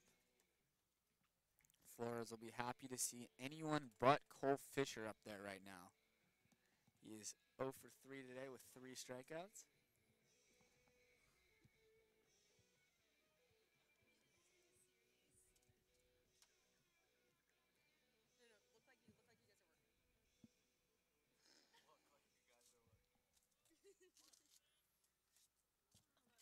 Flores has reached, though, on one of those strikeouts, coming around to score after. And that one misses up. 1-0 to Flores. This is definitely a bunt situation for the Foresters, who have 2 men on and nobody out. And with their best hitter and Baloo on deck, it's essential that Dow gets an out here. And it makes all the more sense that Flores is showing to bunt with Bellew coming up. It's a 1-1 count to Flores.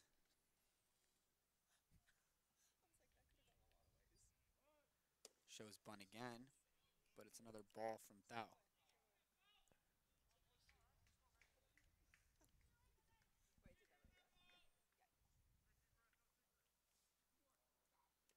Thau just needs to throw a strike here, as Flores will be squaring to bunt. Both corner infielders are up on the grass. Flores shows, and he misses. 2-2.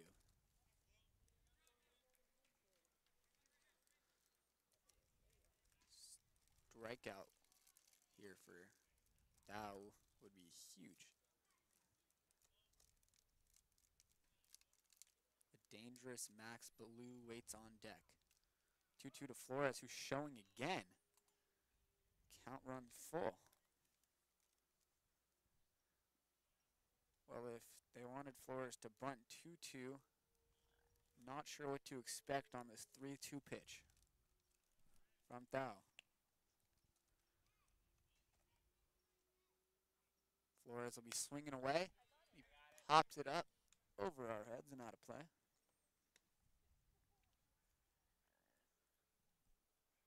They let Flores swing away that time. We'll see if it's the same thing here, if they have him show bunt again. Payoff pitch from Thau is fouled away once again.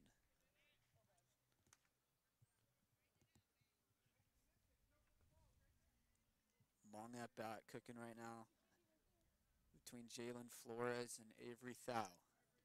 Give me a ground ball right here. Thau looking for 2. That one's driven out to right field. Chris Wright on the move. He makes the catch. Tagging up and heading to third is Lombardi. And the runners are at the corners with 1 out for Max Ballew. Flores completed half of his objective there of moving the runners over. He's only able to move one of them.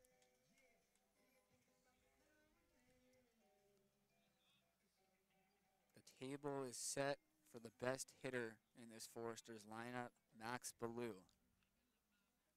Lombardi waits at third. Pace is at first, one out.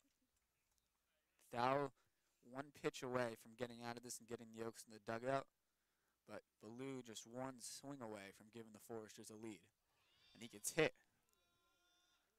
A breaking ball that gets away from Thou, which isn't the worst case scenario, but it now loads the bases for Will Rogers.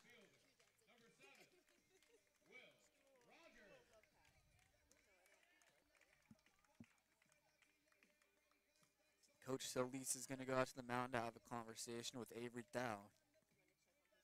There is no Scott Radinsky here to console the pitchers. It's just Coach Solis, who goes out there quickly, very quickly, just says a brief word to Thau and the infielders, and he's headed immediately back to the dugout. Bases full of Foresters. Will Rogers at the plate. He's already driven in a run today, back in the fourth inning. 1 for 3 on the day with that RBI single. Michael Lombardi waits at third as the go-ahead run. And it gets by Durfee. Lombardi's going to come in to score, and the Foresters take a 4-3 lead.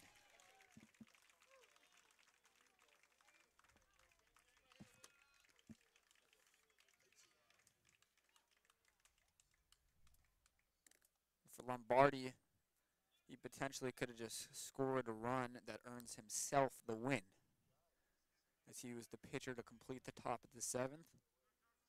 Now scores the go-ahead run in the bottom of the seventh. With first base now open, Thau is probably going to pitch extra carefully to Rogers, who hits one into the gap in right center. Chris Wright comes in to make the catch. Pace comes home. The throw from Wright is accurate, but not in time. And the Foresters doubled their advantage. It is now a 5-3 lead for Santa Barbara. Just a little bit too much pace that Gregory Pace has for Chris Wright. Wright made an excellent throw right on the money. Just with Pace's speed, there was really no chance for Wright. Potentially with a slower base runner, Chris nabs him there. As Garza Gongora shows bunt, and there's no one covering. It's the second bunt hit in as many games for Rocco Garza Gongora.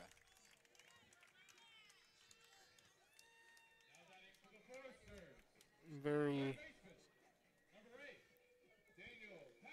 atypical for a first baseman to be one that gets some drag bunts down, but you say it all the time. You come to the ballpark, you see something new every day. And he just did that on Tuesday as well. With the third base coach talking to Daniel Patterson here, let's the walk-up music run a little bit. Kind of brutal. Daniel Patterson today is 1 for 3. Single just last inning. Ballou is on third. Foresters threatening for more in this 7th inning. They've already plated 2. The third run of the inning is just 90 feet away in the form of Ballou. Garza Gongora goes, and Durfee immediately looks towards third base. Doesn't even flinch at Garza Gongora and refuses to look in his direction. There are now 2 men in scoring position with 2 outs for Daniel Patterson. single here, Patterson can break this game open. 2 runs coming in on the inning already with 2 more out there.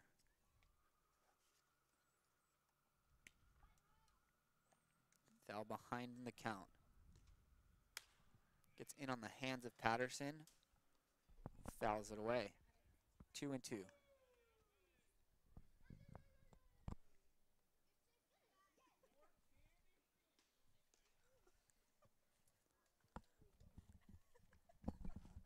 Both outs recorded in this inning have been flyouts to right field. Thou looking for a strikeout. And he nearly gets it as Patterson lunges at a pitch that just gets the end of the bat and is fouled away. My goodness. Just heard something out of the crowd that could get someone placed on several watch lists. Shocking statement.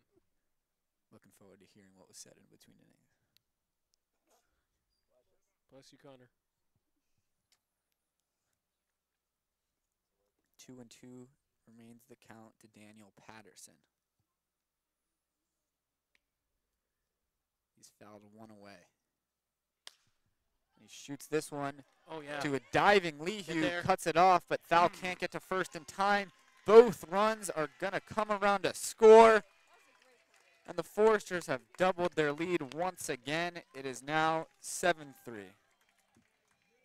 Nick Leahy making an absolute incredible diving stop, taking away extra bases. Avery Thal just a hair too slow getting to the bag as Patterson beats him by about half a step, and with the jump that the runners got, he scored easily, did Rocco Garza Gongora. And there goes Patterson for second. Durfee throws out another. Second runner caught stealing today by Brendan Durfee. But the Foresters plate 4 and lead by 4. 7-3 as we head to the 8th.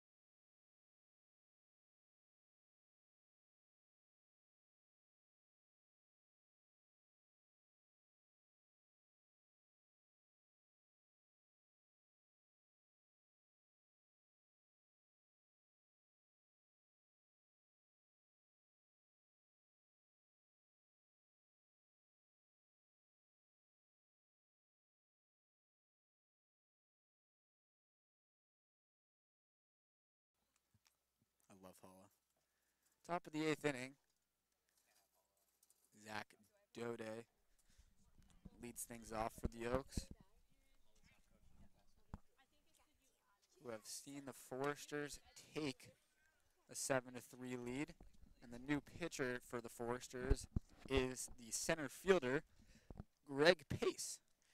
We welcome on to the broadcast Connor Mullen for Mullen's Minute. Hello, lads. Timer's on. Timer's on. How we doing, Con? Doing all right. How's everybody? Tough, Alright. tough It's half alright. inning, that Yeah, one. Chasing Okay. 4. Yep. Brutal. All it takes is one, though, Sammy. And Zach Dode is 0 for 2 today, walking and coming around to score. Connor, you got any thoughts on today's ballgame? Well, I like the fight out of the lineup today. Score one early, then we go down 2, and then we fight back, tie it up. I thought the big fish was excellent today. Got through 5, battled through the 4th there, and then it's a good take. Then the 5th inning, kind of cruised through that one, and then Chloe with a big inning. Tal just kind of struggled, couldn't really find the strike zone, but battled through and got out of that inning. So we're down 4 here, but got to get a base runner on. It's 2-2 the count to Dode, who takes a called strike 3 at the man. knees. Knees is a generous call there, Josh. Yeah, that's more like the shins, brother. You could hear Zach say to the home plate umpire, just a simple, that's bad. He's not wrong. Not great. It was just Galvan just popped up right away and threw it down to third before the umpire made the call. And the umpire was just like, all right. He's done that a couple times today where he kind of started running off the field to end the inning. Yes. Galvan likes to win his pitchers some strikes. Another catcher who is a good framer, Brendan Durfee up there. He's thrown out 2 guys trying to steal second today.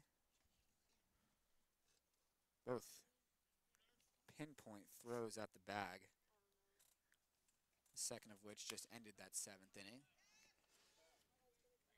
Durfee is 1 for 2 today, but he scored a couple of runs, and his last at-bat, he reached on an error that ended up scoring, driving in the second run for the Oaks. We decided that was an error on that one. Sammy's argument made sense. I said that because the starting pitcher only had 1 earned run on the year, that 1 earned run coming today, they were going to have a little home cooking, and they weren't going to let him get another earned run. Okay. I mean, Durfee goes down on strikes. Do you think that their scorekeeper has more integrity than that? well, that hop was ridiculous, and you shouldn't blame the second baseman for having not great Got to be taller. infield conditions. You got to be taller. Yeah, okay. Yeah, sure, but it bounced 8 feet in the air. We got to be taller. It's ridiculous. Let's get a little spike drag going. It's a lot of questionable hops we've seen around the CCL this summer as Drew Smith gets hit up high with a fastball.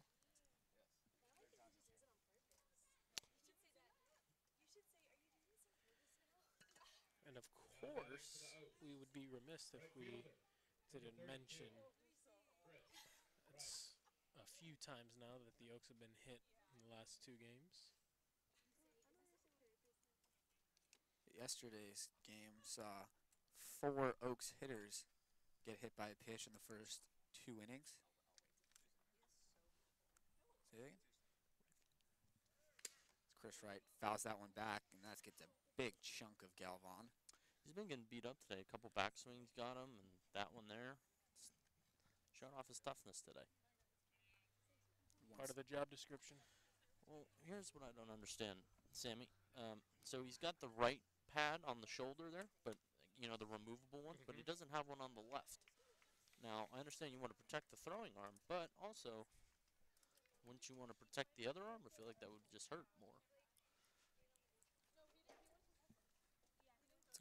Yeah, Stumped him. it's definitely interesting.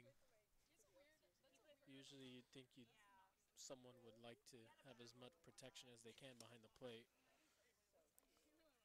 See, I always took off the right one because I felt it restricted my throwing. Right. I feel like it's more. Yeah, I agree with that. Bullpen, does a bullpen catcher need Okay. to Whoa. be No, it's unrestricted? totally That's unnecessary. uncalled for.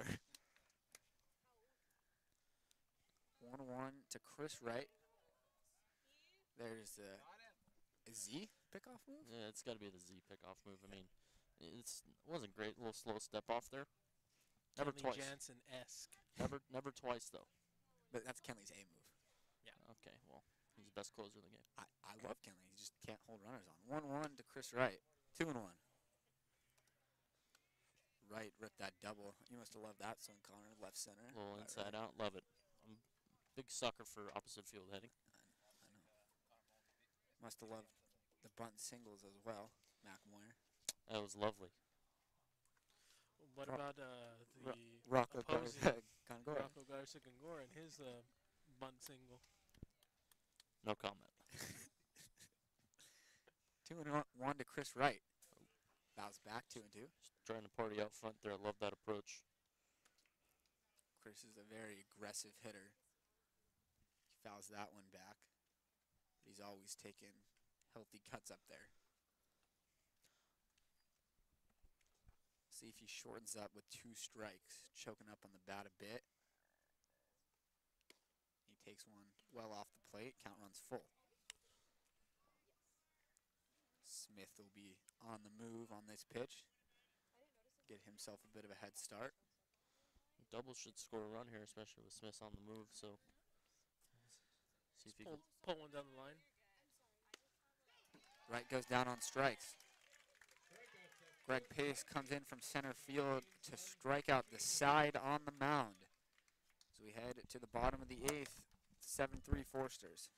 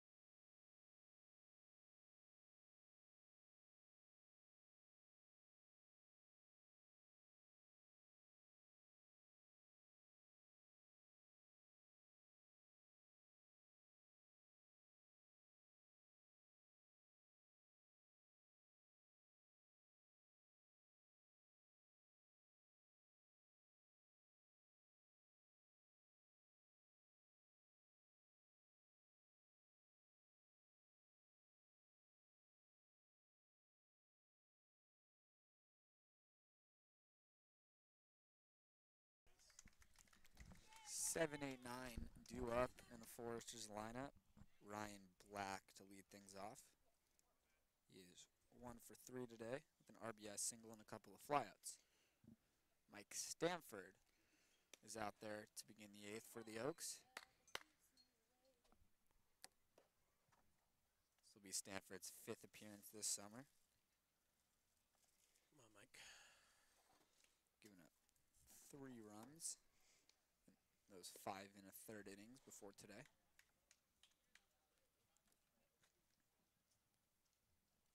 Seven strikeouts. Strikeouts per 9, over 9 for Stanford.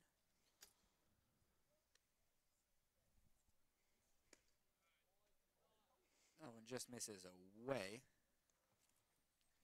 2-1. Good spot to miss there. And I'm only speculating that it's away. We obviously can't tell.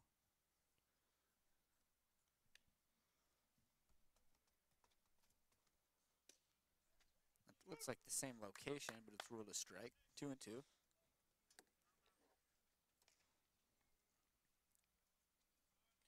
What are we going with right here, Connor? Lefty, lefty. I'd throw something spinning down and away. Stanford goes heater up. That's fouled back. So I'm just wrong on that one, folks. It's all right. It's a tough look. Maybe we'll go with it here. So Maybe we'll you can get 7 out of 10 wrong, still be considered good in this sport. Still be a Hall of Famer. That's right. That is right. Connor doesn't get many wrong when he's predicting pitches. There it is. 2-2. Rolled over to the right side. Stanford goes over to the bag. He doesn't get there in time. It's an infield single for Ryan Black. Now batting for the Foresters. Catcher, number 4, Riley. It's a tough play for Leahy. I think Schwartzberg can get to that ball and maybe a little bit more communication there. And Leahy can go back. He hasn't been able to play much short first this summer, so Yep. it's kind of really tough for someone to just go in there and just know what 100%. No, be on I the same page with everyone. I agree. Yeah, especially coming from another position where you're just supposed to just go after the ball no matter what. Yeah, he went after that ball like he was playing third, short, second. It's good hustle by Big Mike to get over there in time, though. Just got beat out by Black there. I think if he would have just like swung the arm out, swung the glove, I think he would have got him With a tag? Oh, with the tag. well, you never know. I mean, you never know what the runner could do. Could knock it out of play like good old A-Rod there. And also, Did A-Rod knock the ball out? Because he Yes. was claiming that he was just, he just had his arms naturally moving. It's literally one of the most ridiculous plays I've ever seen. Absolutely preposterous. you can't even argue that it was just his natural running motion. One of the funniest things ever when he's just like, huh? There goes Black, and it gets by Durfee, so Black will stand up at second. He's very quick. Durf has had a lot of work to do today. That's about the 3rd or 4th wild pitch today's game. Durfee can really block balls in the dirt with the best of them, but he's got to have a chance. The balls have been yanked a little bit tonight. Not really giving Brendan any sort of hope. Stanford's 2-2 to Galvan is upstairs. Count runs full. Galvan looking to avoid the hat trick. 0 for 3 today with a couple of strikeouts up to this point.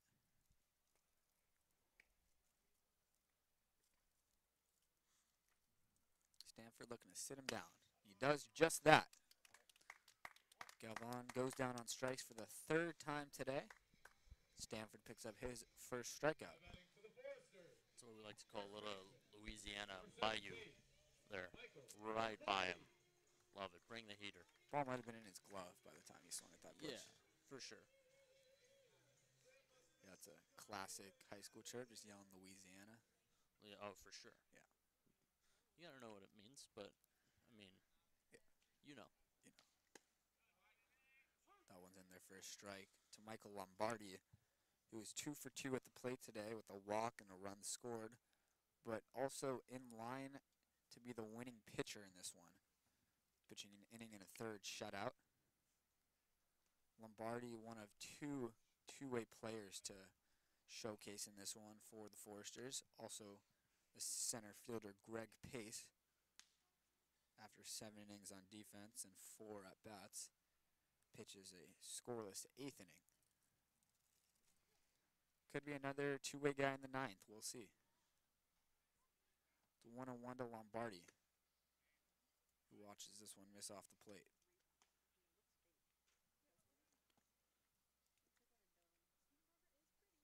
Bill Pintard saw what Shohei Ohtani did today and wants as many guys, two-way guys out there as he can. How about that guy, though? Not It's human. pretty good. Mr. Ohtani. He's not human. He might will the Angels into a playoff spot by himself. That would be ridiculous. But I can't wait to watch him in Dodger Blue next year. Okay. I bet. Would be absolutely catastrophic if Andrew Friedman does not get Shohei Ohtani. Yes. Come on, Mike. 3-1 delivery. Yep. Is at the top of the zone for a called strike. It's been a strike all game. Come on. That was a little late by the umpire. Like he hesitated. A little gun shy there. But Lombardi didn't hesitate to get down the line. He knew that it was a strike. The count is now full. Lombardi looking to reach for the 4th time in as many plate appearances. Yep. But he watches strike 3. Back-to-back strikeouts for Mike Stanford. It's a little Pablo Picasso there. Painting the edges. Gotta love it. Did Picasso paint the edges, though? Did Picasso paint the edges? Sammy, it's just I could use any painter if you'd like. Yeah, maybe a little Salvador Dali. Well, that would have been an elite name drop. Maybe a Van Gogh. Unbelievable. I think Picasso because he used a lot of straight lines because it's a straight line on the black. I'm not sure if you can sit there with a straight face and tell me that Pablo Picasso is painted with a lot of straight lines. Sure can. No, you can't. Oh, you know who's painting straight lines? Michael Allen Stanford. That's right. Yep. There's our weekly art conversation. That happens on the Oaks Summerly. podcast. Yeah, summerly. This won't be taking place again. We've got nature, we cover art. We do it all. Restaurants. Ooh. Come on, Mike.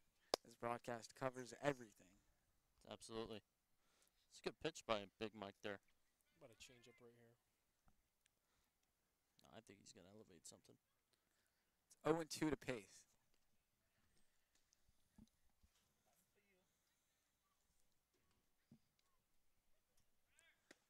There goes the runner to third.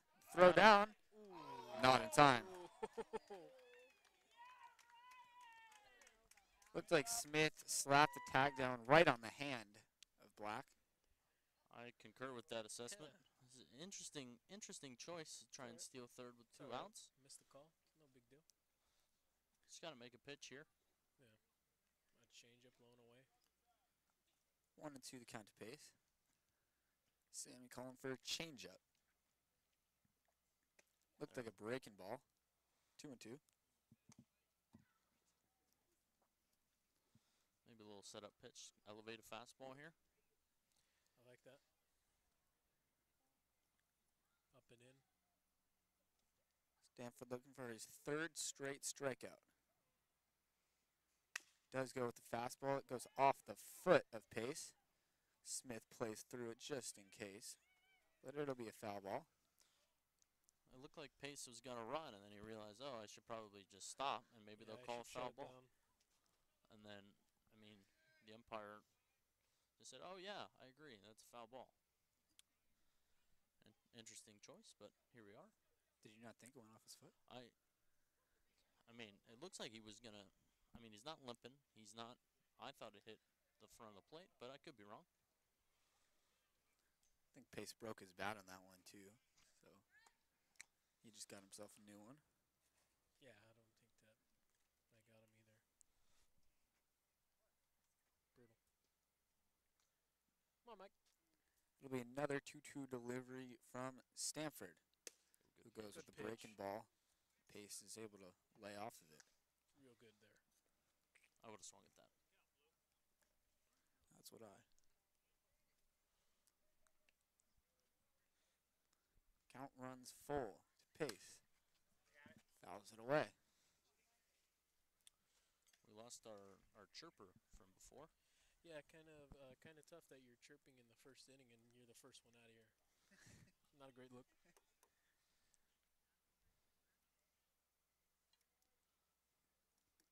It's going to be the second consecutive 3-2 delivery from Stanford.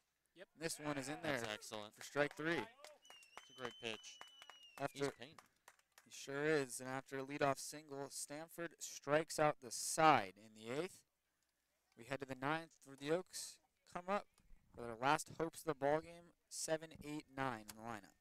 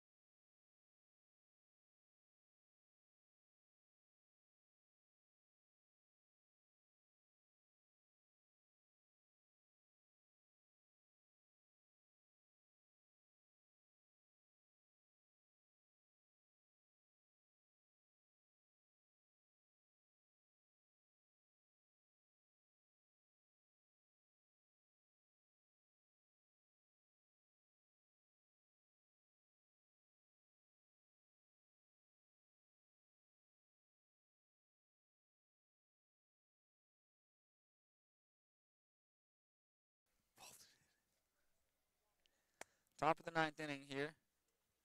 Greg Pace out there for his second inning of work. Looking to close out the ball game for the Foresters. They lead 7-3 after a 4 spot in the 7th. Game was back and forth to begin. It was a 1-0 Oaks lead before the Foresters plated 3 in the 4th to go ahead 3-1. The Oaks then scored 2 in the 6th to tie it at 3 before the Foresters plated 4 in the 7th.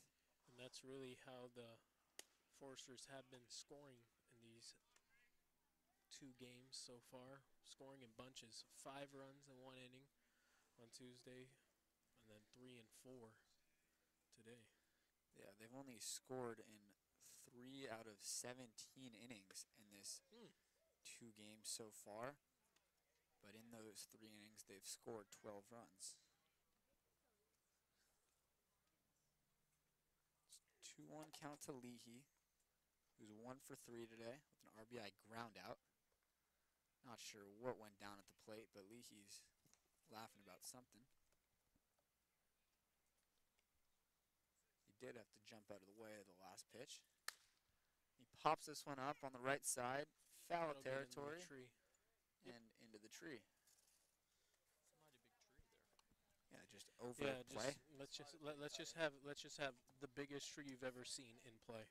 I mean, I don't know what we're doing here, but It's just part of the beauty of this Some place. of it's like hanging like in fair territory. Yep. Yeah.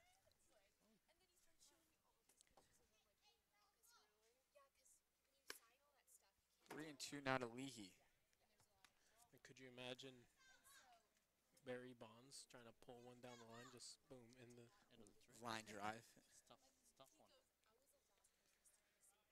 The Oaks want any chance in the ninth here. A leadoff base runner would be huge. There it is. One at a time. Well, just speak for it. Just ask for it, Josh. Number 1, Will do. Carson Falskin. Got a wee bit chilly here in Santa Barbara, and once the sun went down. Yeah, Yes, a little indeed. nippy.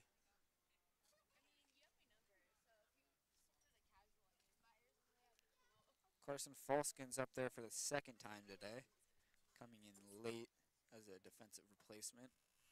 He struck out. Atta babe. Lines this one to left field. And 2 straight base runners to begin the ninth for the Oaks. now. Now batting for the Really good piece of hitting right there out of Carson Falskin. Just down and hard. Schwartzberg. Get it to the next guy, get it to the next guy, keep the line moving.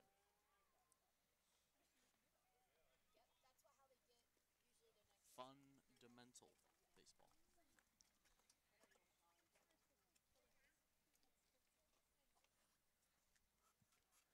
Brings up Zach Schwartzberg. He is 0 for 3 today. Looking to pass the baton. Leadoff walk from Leahy, followed by a Carson Falskin single. Schwartzberg takes a strike. Connor, that patch right there, is that the on deck? Is that supposed to be the on deck circle? Can't be.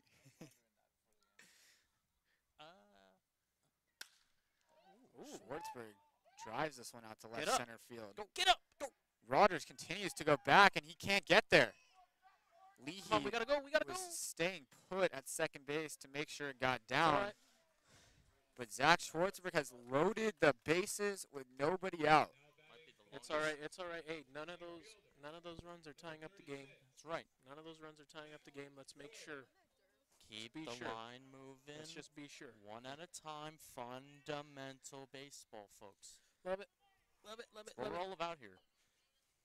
Brings up the top of the lineup, and Mac Moyer representing the tying run at the plate.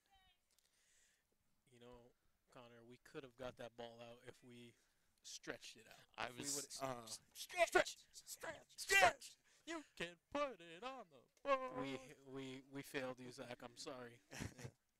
That was a good piece of hitting, though. That ball was absolutely smoked. Sure was. And Rogers was just drifting back and just kept going on him. Can't do that. And then I think the first baseman moved to center field as well. Garza Gongora. Yeah. Yes, He yes, looked- indeed. Bit of a fan favorite, Sure huh? seemed like he was drifting to the ball, other than sprinting. Which is a bold move, but that's okay. Floating, Floating. gliding. But here we are. Base Oh, Mac. loaded. Nobody out. Mac Moyer up there. He has a hit in this ball game already. Been on base a couple of times. I really like the aggressiveness there. Past two guys, really aggressive with fastballs early, trying to do the same thing. I like it. Moyer takes one down and out. 1-1 the count. No action in the Foresters bullpen. There's nobody behind Pace, who's come in from center field in an attempt to end this ball game. Moyer pops one up on the left side. Foul territory. It's going to be a long run, and nobody's going to get there. We'll take that. That's a good play by Nick Leahy at third base. If somebody catches that and he's tagging, there's no way they're going to turn around and throw him out at the plate. That's a good way to score a run there easy. And on the defensive side, might as well just drop it because you getting out, but you don't want to give up that run. So Even in a 4-run ball game. I'm telling you right now, Connor, nobody in the world heard you say that. Mixer just Moore shoots that one back up the middle. Tough Oh, play. what a It's play. stopped by Flores. They get the force at second. One run comes across, but that could have been a single from Moyer and kept the line going. Now batting for the it's Oaks. unfortunate. Left fielder, I number was 4, given some dynamite Austin Correa. insight there, but that's okay. yeah, brutal scenes, catastrophic. The inning continues for Austin Carrillo. Really good play by the shortstop Flores there, really taking away a hit away from Moyer. Looked like it might have been through for a single, but Flores cut it off and flipped it smoothly over to second. Tying run is still at the plate in the form of Austin Carrillo. After one run comes across, it's 7-4.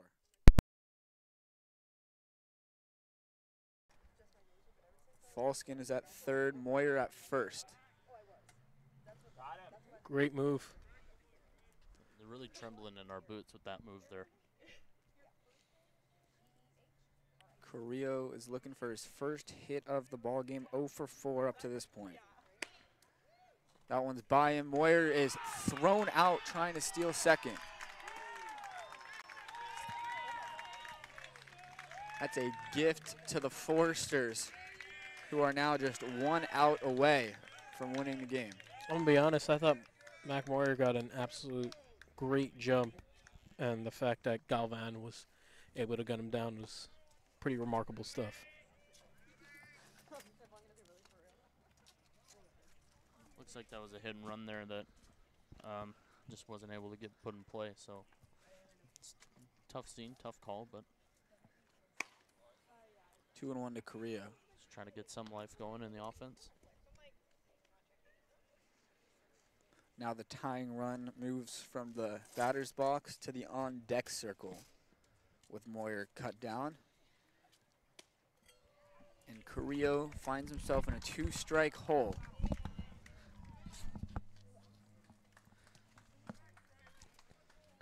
The Foresters just 1 strike away from a victory.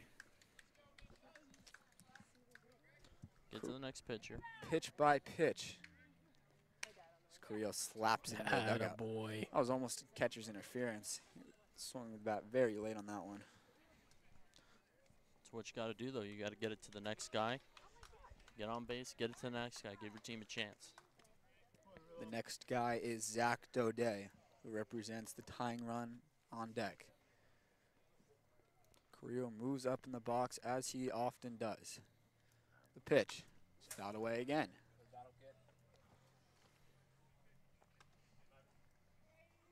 Carrillo not going down easily. 7-4 is the score. Foresters leading in this one, looking to even up the series at 1. Still 2 more to play between these two after today, as Carrillo stays alive. Austin doesn't want this game to end. He's putting up a great at bat, trying to get to the next pitch. Carrillo did the same back in the first inning, working a 9-pitch at bat before eventually succumbing to a strikeout. The 1-2 is upstairs. 2-2. It's a great leave. Carrillo stays patient with that elite eye.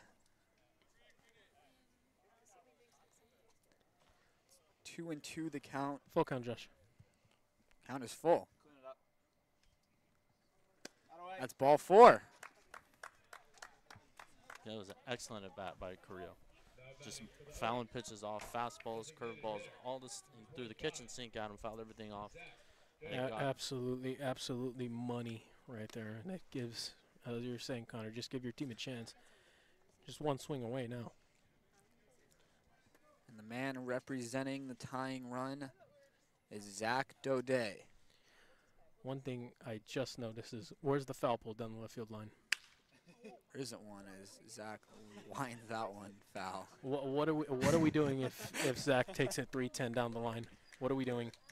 Looks like we're doing a guessing game there, Sammy. I mean, give it our best shot. Maybe it's like where the 2 pieces of the fence connect. My goodness. Shocking. Yeah, they got a foul pole down in right, but not in left. Could that be because it's a portable fence? Is that something? Surely. I mean, Well, we can't get like a pole, little yeah. little flagpole. I will. It's not in agree the with you budget. there. Apparently not. 1-1 the count to Zach Daudet, who takes a called strike 1-2. Gotta put Can't, up. we can't. If we're gonna call it a strike, we gotta call it sooner than that. It's the 9th inning. It's Gotta put together a good at bat. Get it to the next pitch, whatever it takes. Pitch. Oh, there you go. Hit in Sammy. the air down the left field line. that wrapped around the Go pole. That's fair. foul. Yeah, it's according to my foul pole. Wrapped around the pole. My foul pole that's non-existent looks like that was fair. Yep. I see it right there. Good thing our camera's right down the line so we can get a good angle. Shows that it was fair. I don't know. What are we doing here? Foul by a good 10 to 15 feet. Allegedly. Of course, you don't know. It could make it straight turn left. I mean, we don't even got. We don't even got the budget to get the chalk all the way down the line either. Foresters 1 strike away. Dode lifts that one to left center. Garza Gongora is there. He makes the catch. And the Foresters win this one by a score of 7-4. A real back and forth battle. Both teams had the lead at one point. The Oaks fought back a couple of times, but the Foresters were able to get the victory. After losing a 7-5 ball game on Tuesday, Santa Barbara comes back to even up the series at 1 with a 7-4 win today. And the series will continue tomorrow and Saturday with the Foresters traveling down to us in Thousand Oaks for a 4:30 start tomorrow, and the season series between the two teams wrapping on Saturday. That'll do it for us here at Pershing Park. For Connor Mullins, Sammy Holliday, and Austin Gregory, I'm Josh Mechanic, and we'll talk to you guys tomorrow.